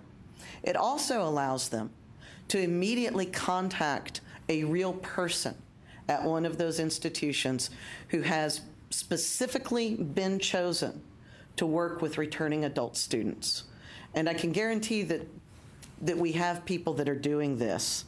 To give you an idea, we had in our first month and a half, I guess 2 months now, of usage, we've had 2,000 unique visitors to the site. We've had those visitors have been averaging over 4-page views per visit. They're on the site for at least 3 minutes, if not more. That's the average time, and some of them are spending a long time on the site working around with it. And 22% of the people that have visited are coming back over and over again. One of the other things we do on the site is that we bring out the stories of folks who are like them that went back and did it, so that folks can see that this is doable. We show stories of mothers. I love Michael Hurley's quote here. He's a criminal justice degree holder from Midwestern State, and he's a police chief. And this was a guy who was easily in his 50s and 60s when he returned to finish his degree. And I love what he says here. Education is something that they can't take away from you. You can lose your job, you can lose your house, but your education is yours. If you're still breathing, you're in the game. And this is a guy who went through a hurricane, had surgery to remove a brain tumor, had to learn how to walk again, but he finished it. And one of the reasons he finished it was his diligence. But one of the other reasons he finished it was there were advisors on the other end at Midwestern that were working with him every step of the way. And that's what we want to do with Grad Texas, is to connect those advisors to those students, because we know that once that personal connection is made, then there's a very good chance that these students can go back and a very good chance that they'll return. Again, this is a program, though, that's not going to work without support from the community. We're doing an outreach campaign and a direct marketing campaign. We plan on adding 5 other institutions, public institutions, to the site this coming year. We However, need to work and are continuing to work to get the word out, particularly with the business community. Workplace support is crucial for returning adult students. And Grad Texas is very much a part and connected to the Gen Texas campaign. And that's something that we're aware of. One of the things that we've seen with the Gen Texas campaign, and one of the things that I saw when I was a professor and working, though, with Austin Independent School District's Gear Up program, is that the parents of those kids that we're reaching out to through Gen Texas, and oftentimes they may also be our target audience for Grad Texas. I remember when I was working with AISD's Gear Up program, that we had a student that we were working with who was a junior high student at the time. And one of the requirements for participation was parent involvement in meetings. And her mother sat through meetings, listened to college, listened to what it would take for her daughter to go to college, and her mother had dropped out. And she realized that she couldn't ask her daughter to go back. She couldn't really be supportive of her daughter going back unless she went back and modeled that behavior and finished it.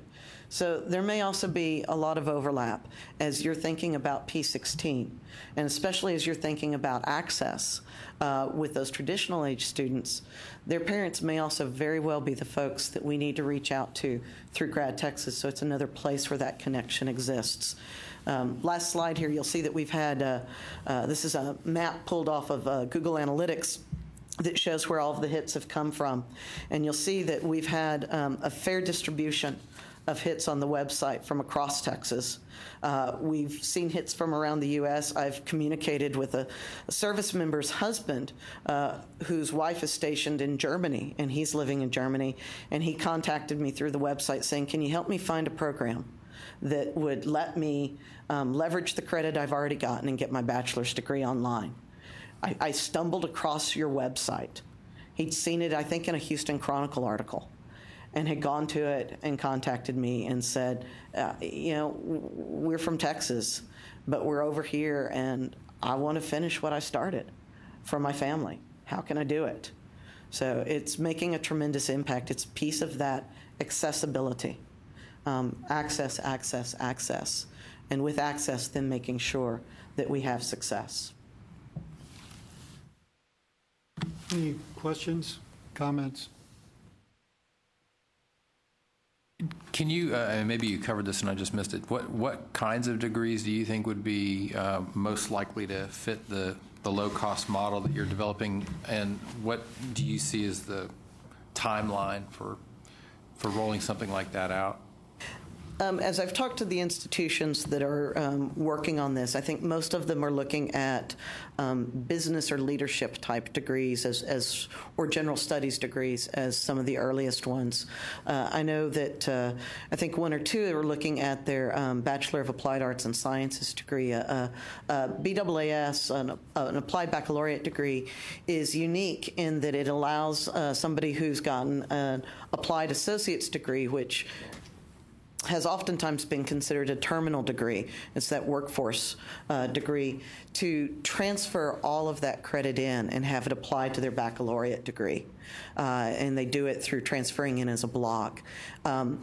That's pretty crucial for returning adults.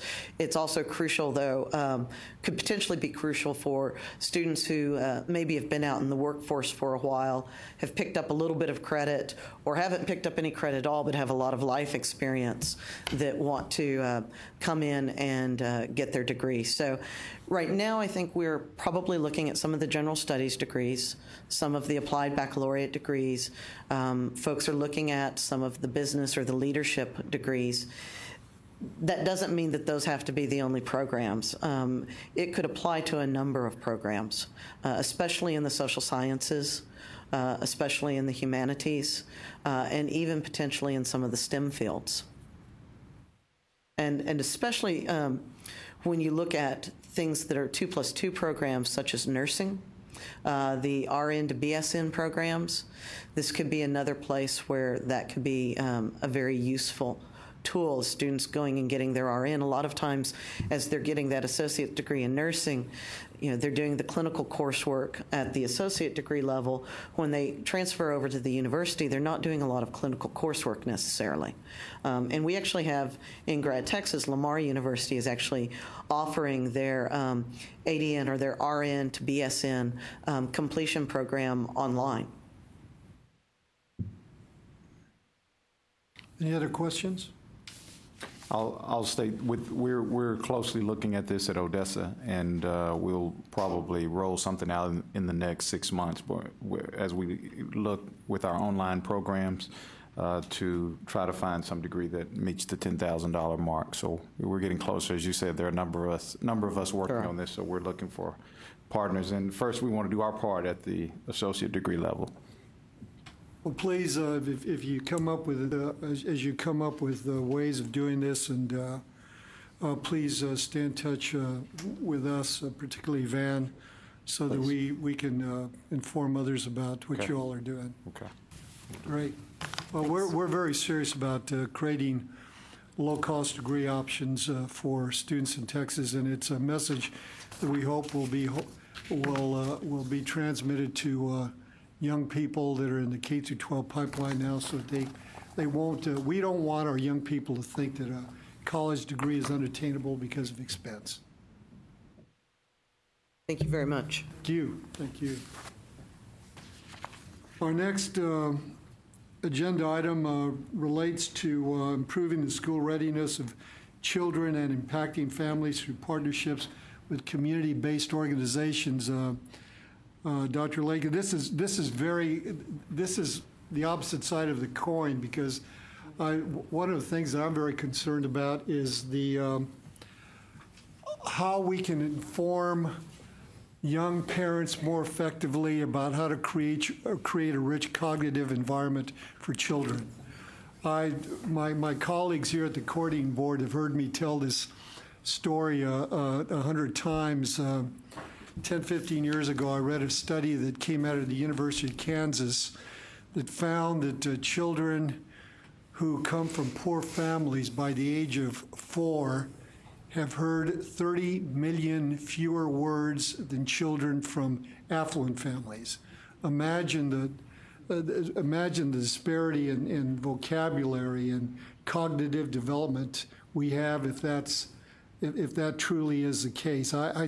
When I first heard that, I said, can it be that children have heard 30 million words in total by that age? Well, of course it is, and it leads to huge differentials in learning outcomes from the very beginning. We also, according to that study, children from poor families also hear a different kind of vocabulary. That poor families tend to talk to their children frequently to rebuke them, to say, don't do this, don't touch that, this sort of thing, whereas affluent families use vocabulary to encourage children and so forth.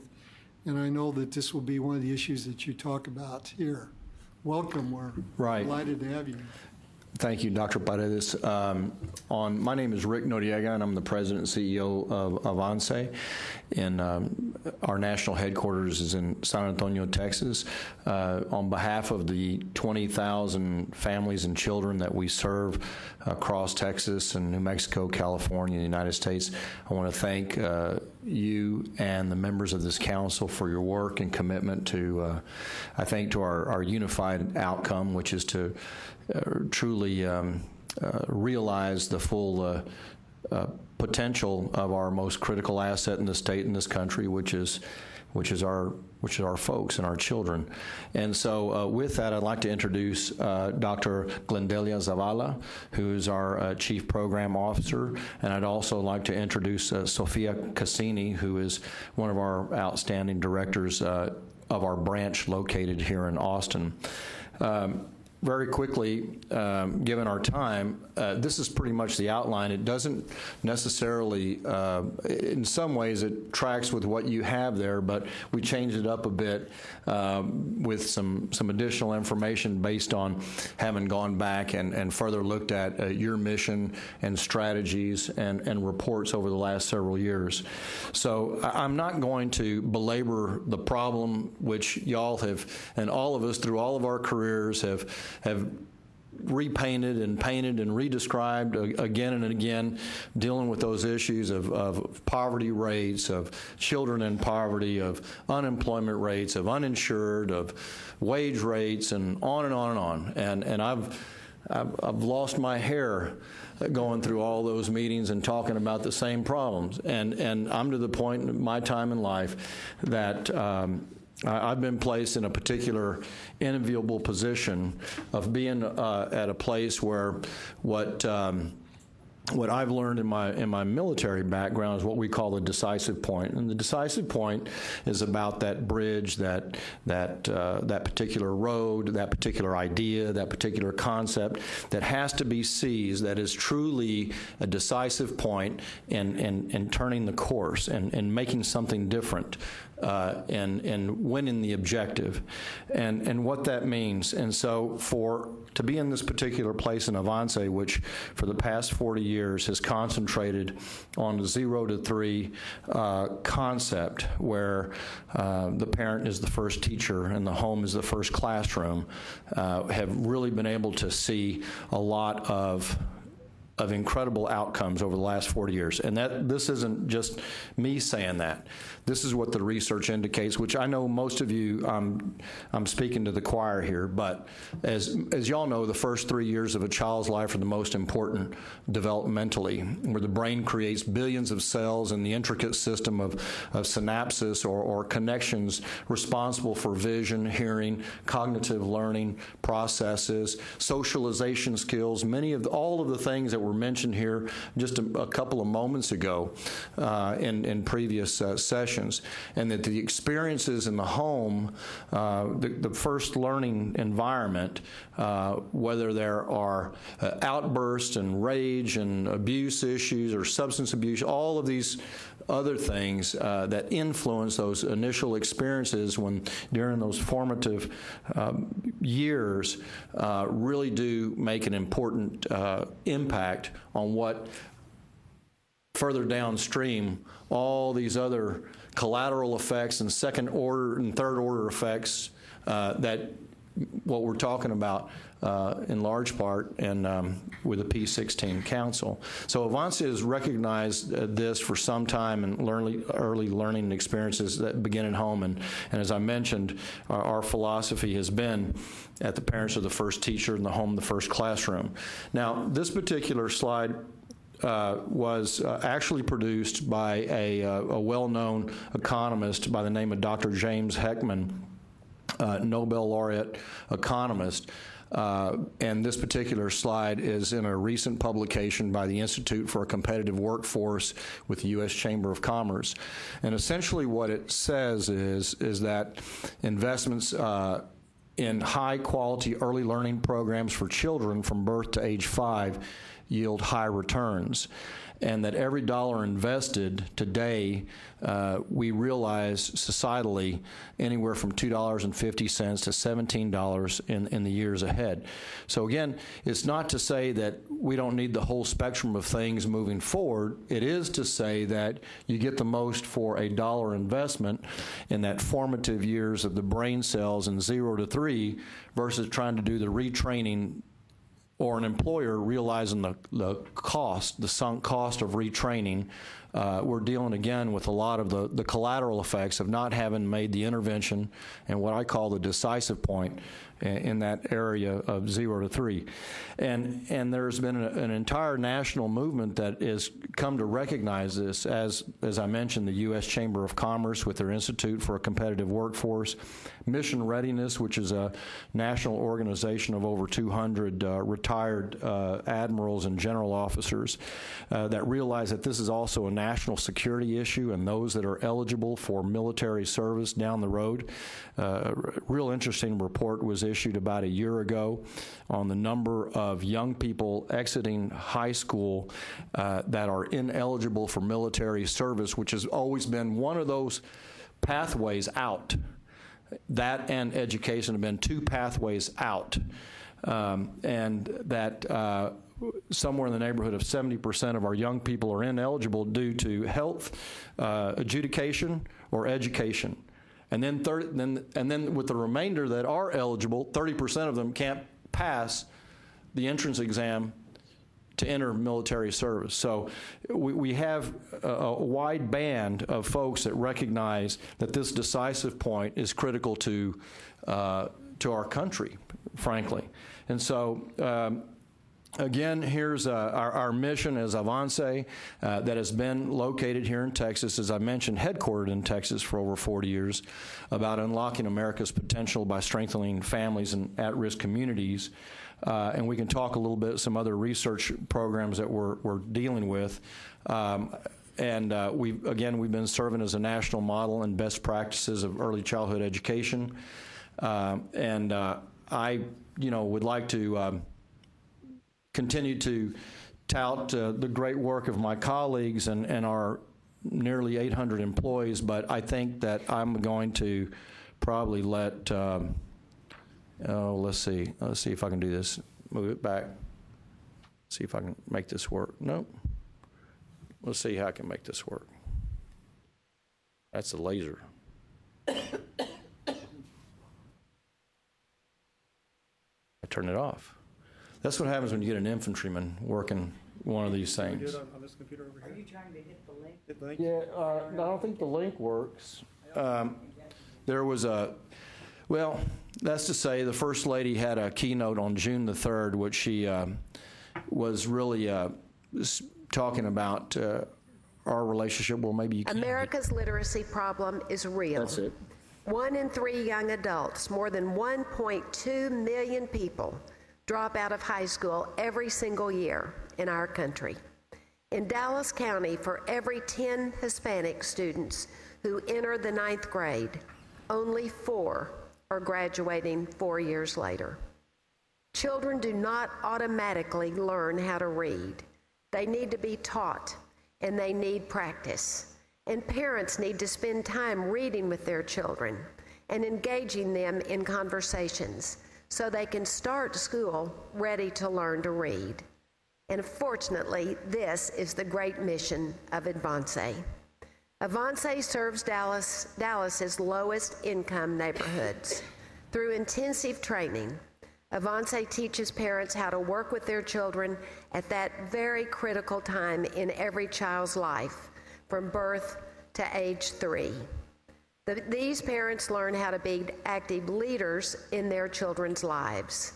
And at the same time, their children receive early instruction on language and cognitive skills.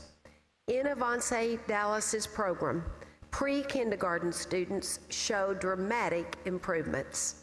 Last year, their proficiency in oral language skills increased from 13% at the start of the program to 74% at the end of the program.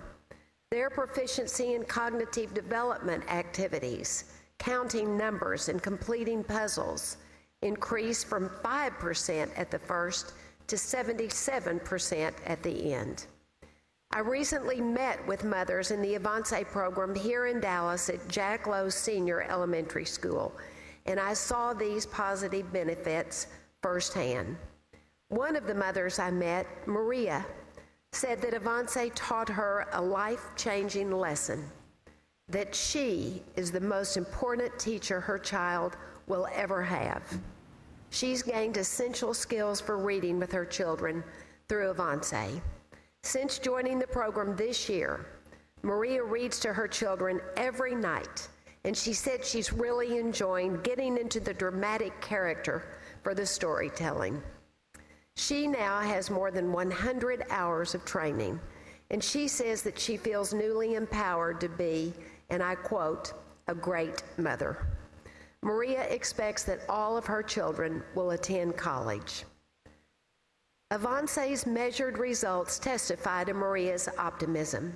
Last year, children arrived at the Dallas program with only 3% proficiency in early literacy skills, such as recognizing the letters of their own names and identifying the letters of the alphabets. By program's end, proficiency had increased to 59%. Avance is making a difference because it links literacy education with essential life skills. Parents in the program become active volunteers in their children's schools. They learn how to make playtime educational. They hear from regular guest speakers about other community resources. When I visited Jack Lowe and that great Avance program, I was especially moved by a mother named Alicia. She's a single mother whose husband had died suddenly and tragically. She saw Avance mentioned on television, and so she signed up. On her first day of class, she knew that a new door of hope had opened for her and her daughter. Avance not only provided her with skills, but it also provided her with the fellowship and friendship of other women and mothers. In a few weeks, Alicia and her daughter will graduate from the Avance program.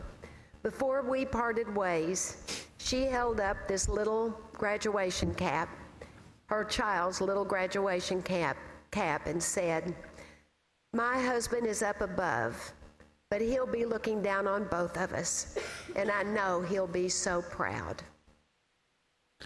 I think that I'm going to move forward from there because of our time limitations, but I certainly couldn't talk about our program better than the Jack Lowe Elementary reminded me of this. The former First Lady. So I'll my own years as a teacher. When I graduated from SMU and went to work, I asked to teach at inner-city minority-serving schools. You'll probably have to stop it on the far left. America's literacy problem is the pause on the left. There you go. Poverty that I encountered. Many of the children were hungry. They'd come to school in the morning with their bellies rumbling and ravenously attack the free breakfast and lunch that we gave them.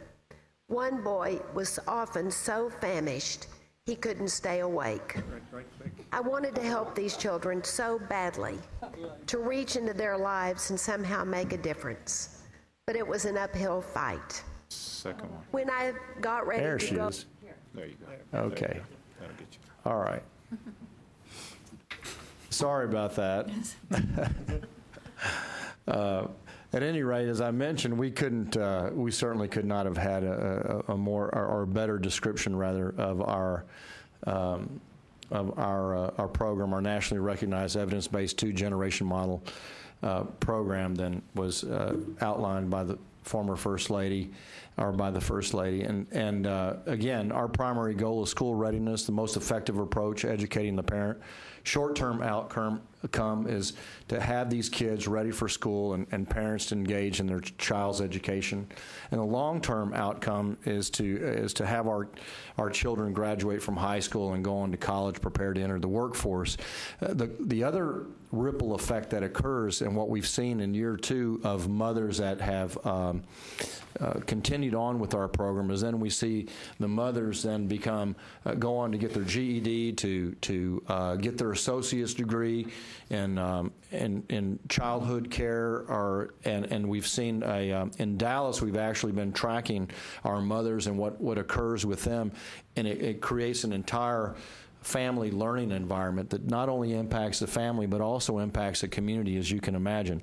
And so I'm going to stop there and let my colleague, Dr. Zavala, talk a little bit about outcomes and show you what we've seen over the last few years with our tax tests and whatnot, and the performance of our Avance kids. It's this way. Oh, let me just mention, here are our current branches in Texas, absent New Mexico, obviously. We did see an elimination, like everyone across the state, in $2.25 million for 2010-11 programming. Those are programming dollars to our children, and we had to close the door on two of our sites in Laredo and in Del Rio. Go ahead. That's next. And these are some other services that are wraparound services of our core parent-child program that we provide to many of our families. We still receive TEA support in El Paso and in the Valley. In El Paso for our Even Start, and in the Valley and in El Paso for our ESL Civics program. Go ahead. Academic outcomes. As Rick mentioned, we are now across many cities in Texas, and we have partnered with many local school districts in those areas. And that's really exciting for us because now, with this partnership that we have developed, we are tracking our Avance Child graduates. So particularly in Dallas and in El Paso, 90% of the Avance Child graduates are outperforming their peers in reading, math, writing, and science. In this first slide, the 2008-2009 tax results from grades 3 to 11, Avance Child graduates, as you can see there, outperformed Dallas ISD Hispanic students, the Texas Hispanic students, and very closely to the state overall. In math, the Avance graduates surely outperformed the students across the state as well as in other schools in Dallas. This next slide, the following charts represent data that tracked 846 Avance Dallas Child graduates from the program who attended Dallas ISD in grade levels ranging from pre-K to 11th grade, and also students that graduated from various Dallas school-based sites between 1997 and 2008. This information was compiled for the school year of 2008-2009.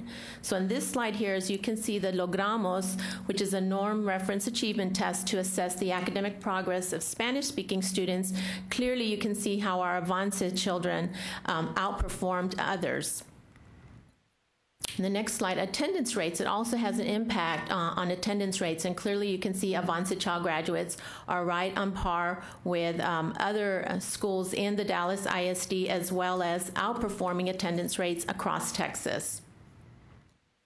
In El Paso, we also have tax results from 2007-2008, and you can see from the slide here that in math and writing and in science, our Avance Child graduates outperformed others in the entire Region 19 area as well as the state, and very close in reading. In 2005-2006, our writing, math, science, and reading scores were clearly higher than others. And I just want to note on the reading is typically dealing with some language issues, and that's why you see a little bit of a little bit less outcomes than on the reading side. And in El Paso, Avance offers the Even Start program, and we clearly can show you how the Avance program has impacted kindergartners, first and second graders. If you look at this chart here, El Paso ISD Avance children outperformed or stayed on par with state performance on the IPQ indicators 1 through 5, and clearly outscored IPQ 6 at 100%. And also, many of our child graduates in El Paso feed into two particular elementaries at Burleson and Lamar, and these statistics show the tax results from years 2003 through 2010. And as you can see, there was a 50% overall improvement by Hispanic students and a 48% improvement by economically disadvantaged children, which is significantly higher than the district or the state. And in Lamar Elementary, the tax results from 2003 to 2010 also indicate a 48% increase overall improvement by Hispanics and economically disadvantaged students. And these are basically the Avance children that are being tracked in El Paso ISD.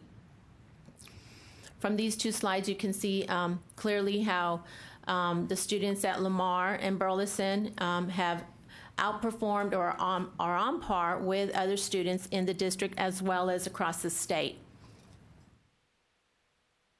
And in San Antonio, who has just now started, they've been involved with Harlandale ISD, but they just now started providing tax results for us and impact. And as you can see, the Avance impact from birth to 3 prior to Avance, you can see those assessment scores in orange, and then the blue graphs clearly indicate the significant growth of these children over a 9-month period. And then moving on to pre-K, you can clearly see the high performance rates of these children as they're entering pre-K, knowing their letters, their numbers, recognizing vocabulary words, and so forth. And then looking at the impact of the Avance students through grade 12, clearly you can see the high achievement that our Avance children are performing at across the board. So Avance has been around for almost 40 years now, positively impacting our Hispanic families. Avance is a 2-generation model that has been key in breaking the cycle of poverty. And this is very important as Hispanic children are the largest group living in poverty. The Avance model contributes to the cognitive and motor skill development of children 0 to 3 that results in school preparedness, less remedial classes, and higher graduation rates. And overall, Avance parents are provided the educational, parenting, and nurturing tools to transform their aspirations to a better life for their children into reality. And next to me is Sophia Cassini, our executive director here from Austin, so I'd like to give her an opportunity to share a few words about the chapter here in Austin. Thank you. Can we please keep it short because we're running out of time? In summation, so I'll wrap it up by saying I think it always helps to paint a little bit of a picture. And if you look at Austin, the picture you have here with the Avance is we're based inside of the elementary schools. So we bring parents in, we bring children in at the same time, doing that critical early childhood education work with the kids, and then with the parents, parenting skills, ESL, bringing in resource speakers, and working on their understanding of their child's needs and development. This is the first time we've been fully school-based. It's partly in response to the cuts in the TEA funding. It's partly in response to the school cuts and wanting to support them better. Some of the new schools that we're working in have lost their parent support specialists, and they've invited Avance in to take on that role and make sure that parents continue to be involved in the school system. We are in South Austin in the Dove Springs community, which I believe is the largest Hispanic community in Austin. We're in East Austin and Go Valley. We're in Northeast Austin and St. John's community, and up in North Austin, Lamar and Rudberg. These are all very disadvantaged, often high-crime neighborhoods, and you can see the transformation both in the family and then when you get to a larger scale in the surrounding community. For example, some of the schools we've been in for 13 years, and you can see the change in the school, and a lot of it you can attribute to the impact that we've had with the children there. I want to thank you for your time. Very quickly, the path forward, we'd like to recommend that the council consider changing the P-16 initiative's definition to include what other states have looked at, a cradle to 16 or cradle to career education strategies. Many other states have adopted this concept, moving further up. I mean, some could argue that we ought to talk about prenatal care, and that's fine. I'll certainly, but clearly, what we should look at is the continuum of 0 to 3 through 16 as a baseline, in our opinion. Child care on campus, we ought to look at, I think, somehow incentivizing to require those institutions that have child care on campus to look at some parenting component, an incentive for parenting component, especially for those in community colleges where you may have young parents, looking at ways to perhaps incentivizing those skill sets, because that parent is going to go home then and spend time with that infant or toddler, and it's just an absolute critical decisive point at that particular time. Encourage partnerships like Promise Neighborhood. One of our branches in Houston is working with Houston Community College in the application with the federal level of Promise Neighborhoods. That's engagement, again, of the topic of looking for different partners and collaborating to influence neighborhoods. And the idea of requiring community engagement. So many institutions, as you know, Dr. Paredes, across the United States whether it's institutions like the Milwaukee Idea, the University of Wisconsin, building partnerships in communities, Morgan State, Maryland, the Morgan Mile, on and on and on. We see how critical it is that these anchor institutions really take on the leadership role in helping collaborate and bring in partners to transform neighborhoods with all the wealth of knowledge and resources that they bring. Building data systems, one of the things, the path moving forward that, even Sophia's looking at some challenges and what we, school district by school district, superintendent by superintendent, the ability to help track students and collect data is, again, one school district at a time. And Sophia's working on that right now here in Austin. We have the luxury in other school districts where we have those relationships. But it ought to be something that I think that is encouraged, again, that will support the P-16 or hopefully the cradle to 16 concept, that then we can have a continuum of understanding the different interventions and influences in our young people here in Texas. Validate outcomes by funding research and other gold standard studies, looking at ways to, call for papers and other things that might help us, and again, reaffirming what we know to be true and where the critical, the intervention point is, and again, encouraging institutions to look at that.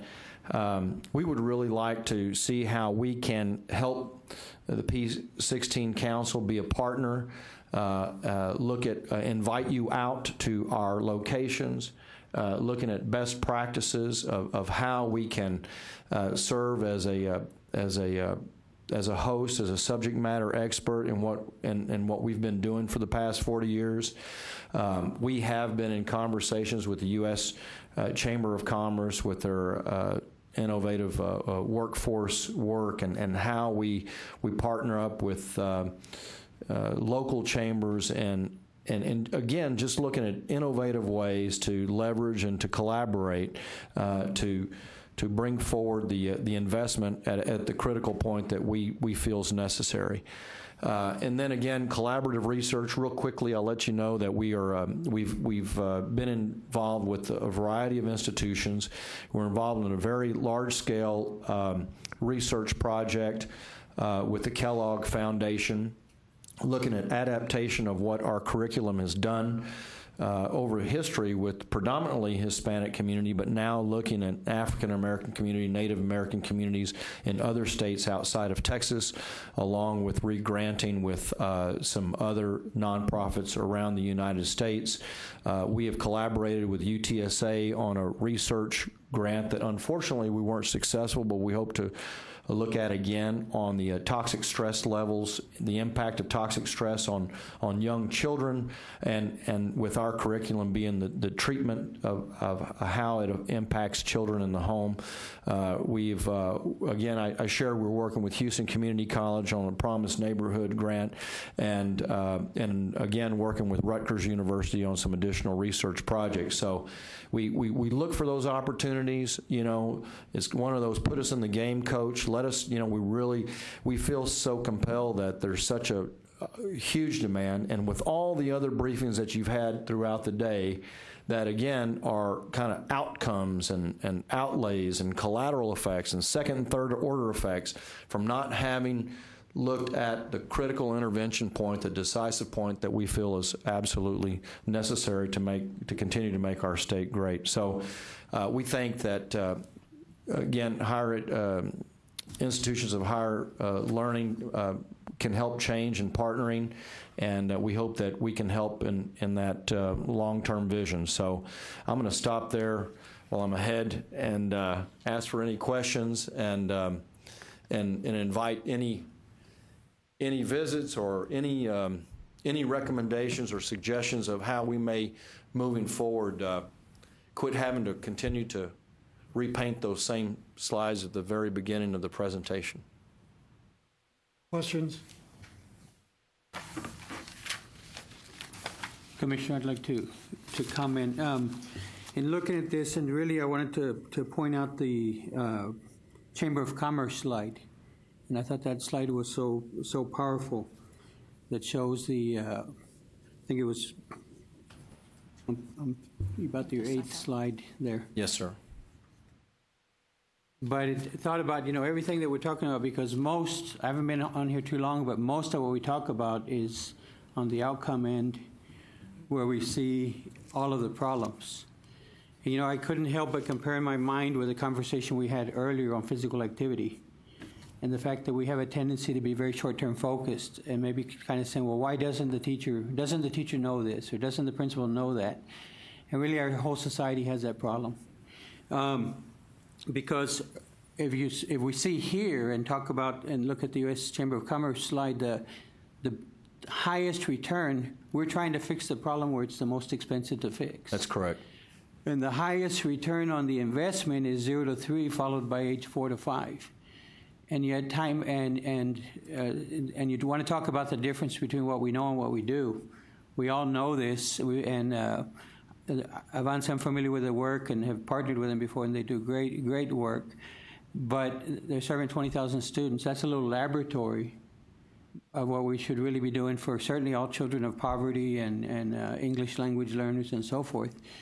And to see that we're actually going backwards on investing in early child education, and can't be more clear than what the U.S. Chamber of Commerce is saying, that when you hear that this is critical for that could have the biggest impact on national security, on workforce issues.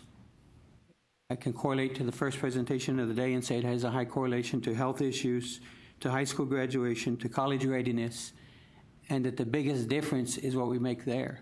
So that's one thing I think I would advocate to this group, is that we set the example and not be short-sighted and look at the long term and really advocate to our policymakers.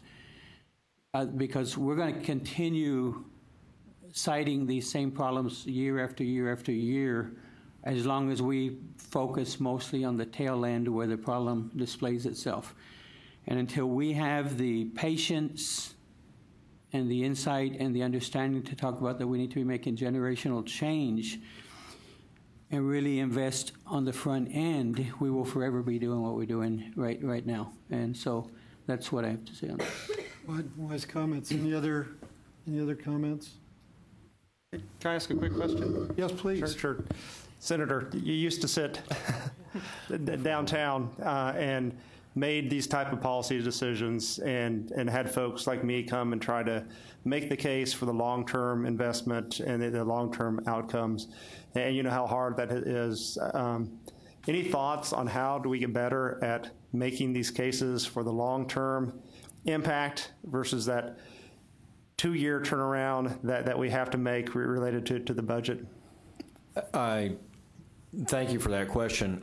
Yes, I think that we at Avance used to be part of the budget process with the state of Texas, and I think that the best way to address it is through obviously a collaborative approach with the school districts, with the P-16 Council, and that there's a unified voice in saying this isn't a 2-year fix, this is a continuum. We aren't dealing with the educational and workforce issues for 2012, we're talking about 2020. We all have to be of a mindset of 2020 and 2030. We've had our time. I sat on the Appropriations Committee when TDCJ was making the recommendations on extrapolating future prison bed construction based on the 3rd grade tox test. Right. On the 3rd grade tox test. Yesterday I went for jury duty in Harris County.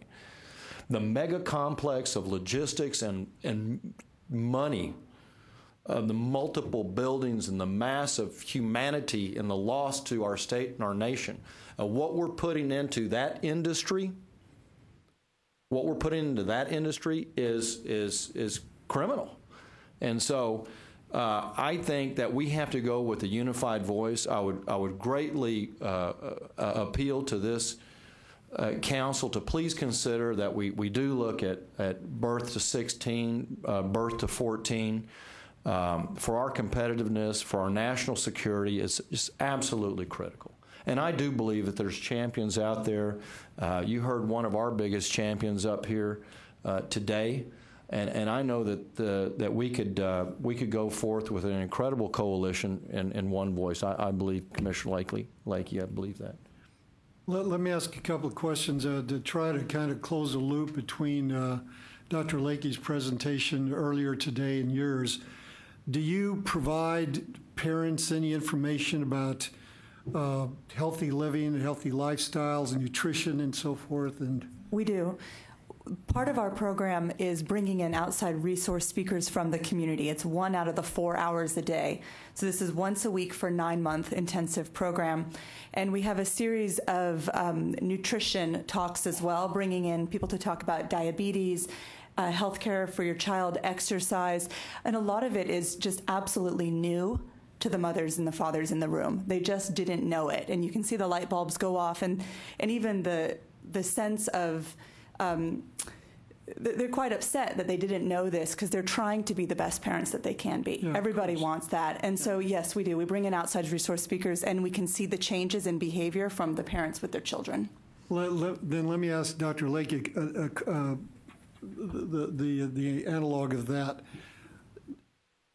In working, do you work with community-based organizations like Avance, for example, and encouraging local pediatricians to encourage parents to participate in programs like this, to accelerate and to strengthen the cognitive development and training for children? I can't tell you if we're working directly with Avance right now, but we work with a lot of community partners like that too. We believe they're essential if we want to improve health. That it's not something that our agency alone can do. You have to have those community partners to do that. We were very involved in kind of this age group. Our WIC program supplies. We feed about 1 million kids throughout the state of Texas through that WIC program, and try to incorporate in that educational activities related to health, but we're always looking for partners that are in the community. That I guess something that we've learned is that you need individuals that look like the community that you're serving, that are in that community that you're serving, instead of somebody that, like me, that may not, if you really want to connect to individuals and get those type of health messages. We use a lot of community health workers based on that principle of trying to get people that look like that community in that community to drive those health messages. And so this is consistent with that overall approach. Maybe there's an opportunity for a conversation between Avance and your agency, Doctor. Absolutely. Let me ask a final question. This meeting is being webcast, and if somebody in, let's say, Harlingen says we would love to establish an Avance program in our community using local resources, how would they proceed? They would proceed. I'm glad you asked that question. I'll go to the final slide. There's a contact slide in your packet. They can reach us at www.avance.org. They can find us on Facebook. In addition, it just so happens that in Hidalgo County, we do have a branch there in Hidalgo County, which is doing ESL Civics, again, our core parent-child program. And we also are involved with Early Head Start, Colonias project there in South Texas. So we have an Avance there in the Valley, and we would invite anyone that would like to join us or collaborate with us to please call. And we will post your PowerPoint presentation on our website so that people can access it and get that information. Any final comments or questions? Good to see you, Rick. Good to see you, Dr. Paredes. Thank you all. Thank you. Our final item, and I know that we'll be quick about it.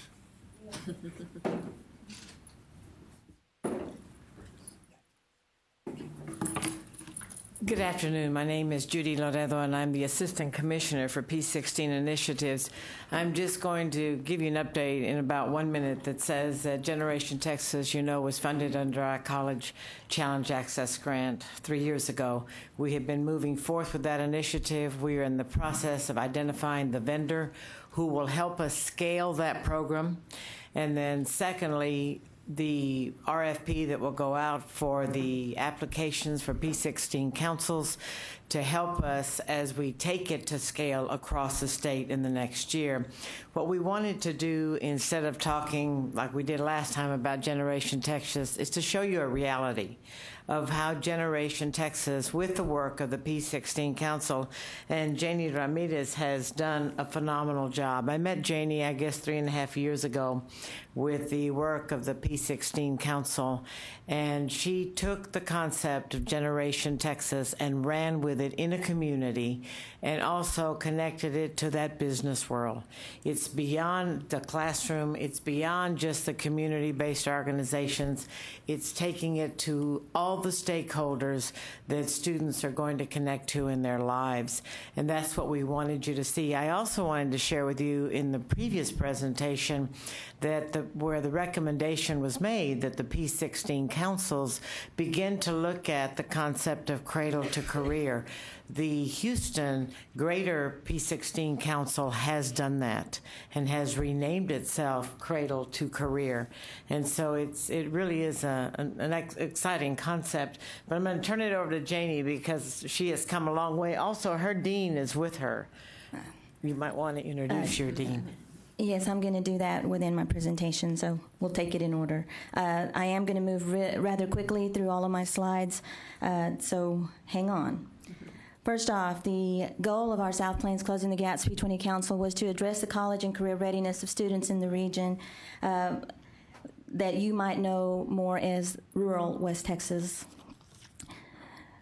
Our region has 20 county area. It's a large 18,000 square miles that we have to cover, so it's a very different area than a metropolitan area like Austin or Houston, and it has its own challenges. We have over 77,000 students in this region. It's a majority Hispanic and a majority economically disadvantaged. How are we going to address the college and career readiness of all these students? Well, we're going to start early. We deliver a consistent message of possibility. We educate parents and students and provide resources, but we have to start early. And that's why our outreach to pre-K and elementary grades includes a 16-page color booklet, and all of you have one of these at your desk there. It introduces children to college in a fun, interactive way. It's a like I said, there's a copy up there that we've placed up there for you. The booklet is being used in schools, in community fairs. It's being distributed to families. It's at family events. The book's out at early learning centers. It is written at the second grade level, and it's being utilized and distributed to parents. Over 15,000 copies have already been distributed so far. Funding is obtained through contributions from businesses, schools, and private donations, and it is also branded with the Generation Texas. Primary grades, we're doing things with college friends. These have been a big hit. Our council's providing hundreds of color photos for families, and these refrigerator keepsakes serve as a lasting reminder of a college goal. This proud dad dreams of a future Longhorn in his family, even if he is in Red Raider country. The college friends are used in many ways as outlined here. This chapter book, Wiley's Way, is also included in your handouts up there. Written by high school students, Wiley is capturing the imagination of students of all ages. Through partnerships, Wiley is being placed in the hands of students across our region. The Levelland Rotary Club provided every 4th and 5th grader with a copy during a school assembly.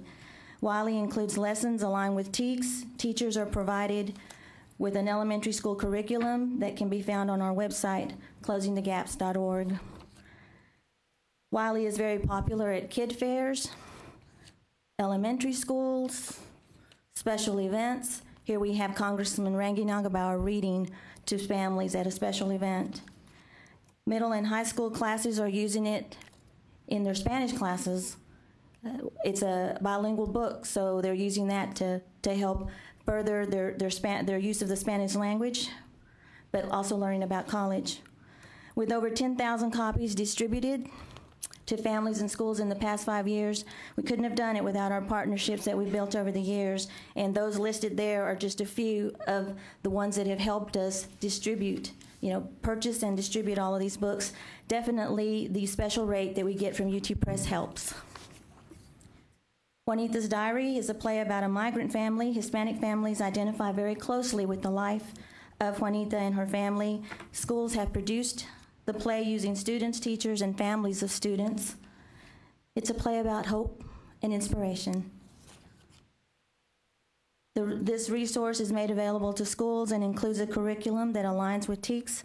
The curriculum was written by a doctoral student in the College of Education. The Council provides sessions for students.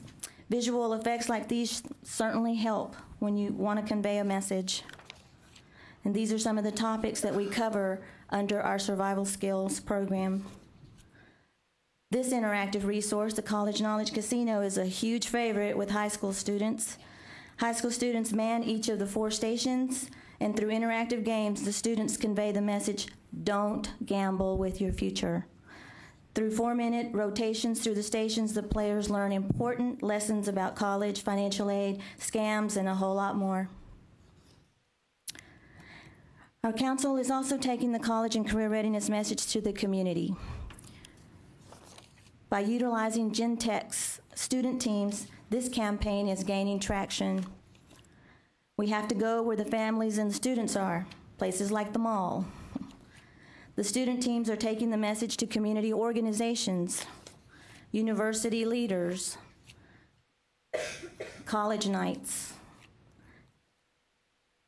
The students presented at the Lubbock Chamber Board of Directors, and as a result, partnerships were cultivated with various businesses like Glasheen and Valle Law Offices, American State Bank, Covenant Health System, who continue to support council initiatives. The media has been a very effective partner as well. Our students have taken ownership of the campaign and continue to promote it through features on ISD TV. They make the news with their activities, and then they report on it. Creativity has played an important role in our efforts. Our Gentech's Minute to Win It games attract students of all ages. Once you have a captive audience, sharing the news about Generation Texas becomes easy as cat in the hat, and that's that. The council purchased, okay, right here, I think I skipped a page. We've also brought in an NFL player to talk to students, and that was done through a partnership with with organizations on the Texas Tech campus. The council purchased our own Generation Texas tent and shares it and the Gentex games throughout the region for special events such as this.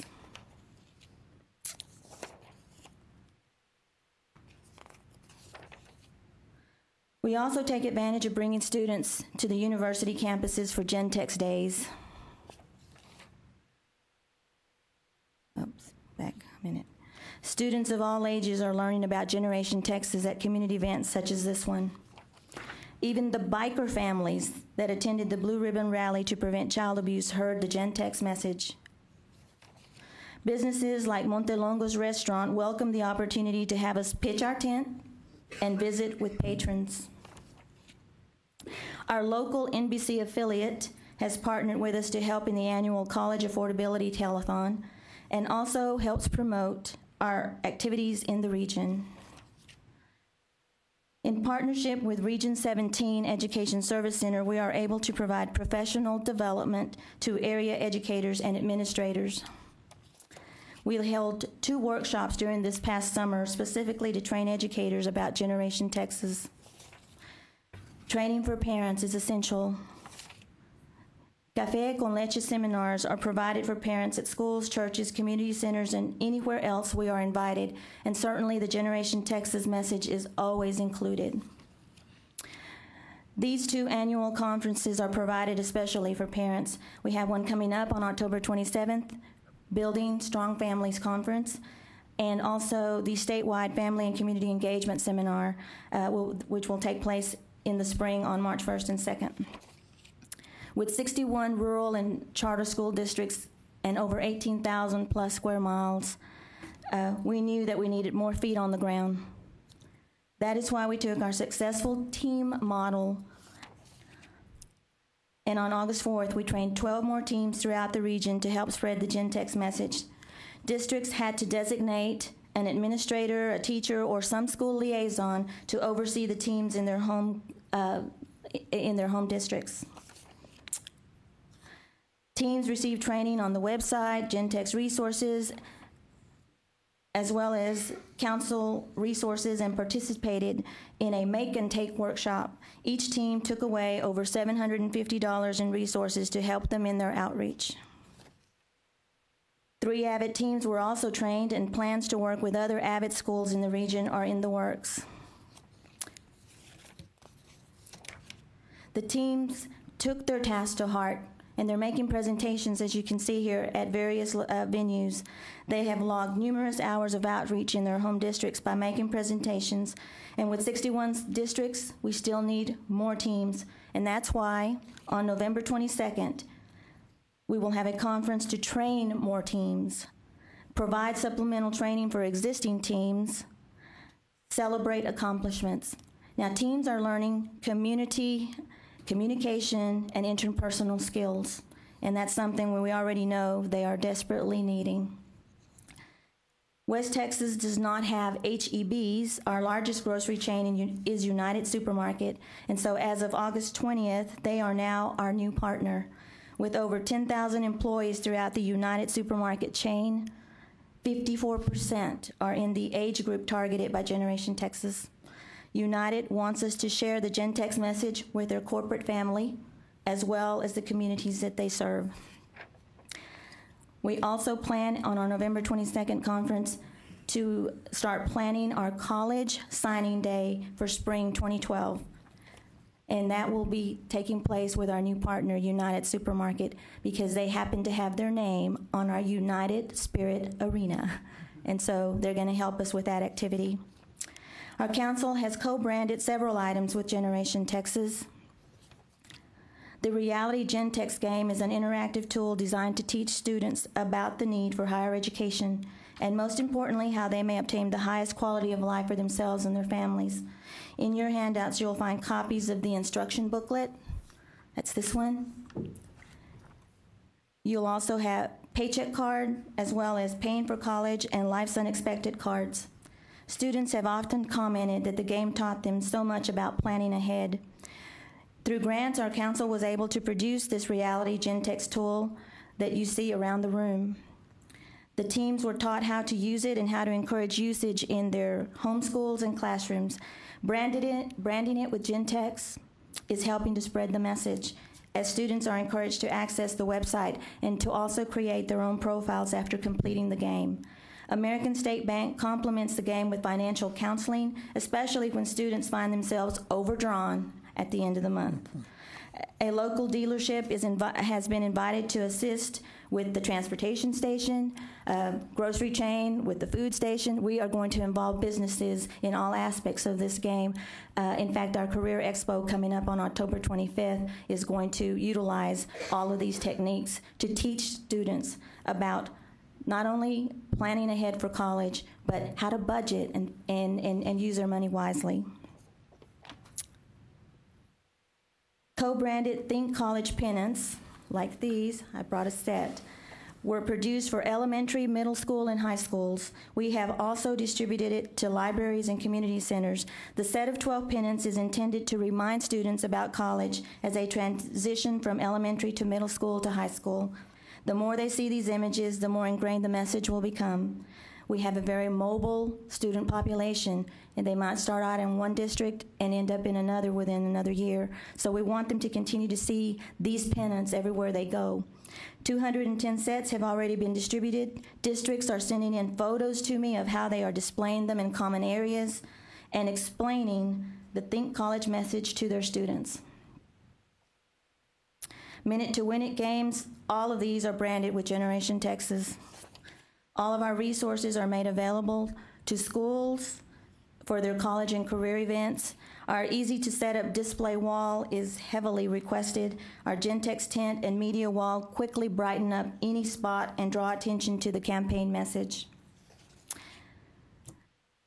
Most importantly, though, over the past several years, we have amassed a 750-member partner network that includes businesses, individuals, community organizations, and many more.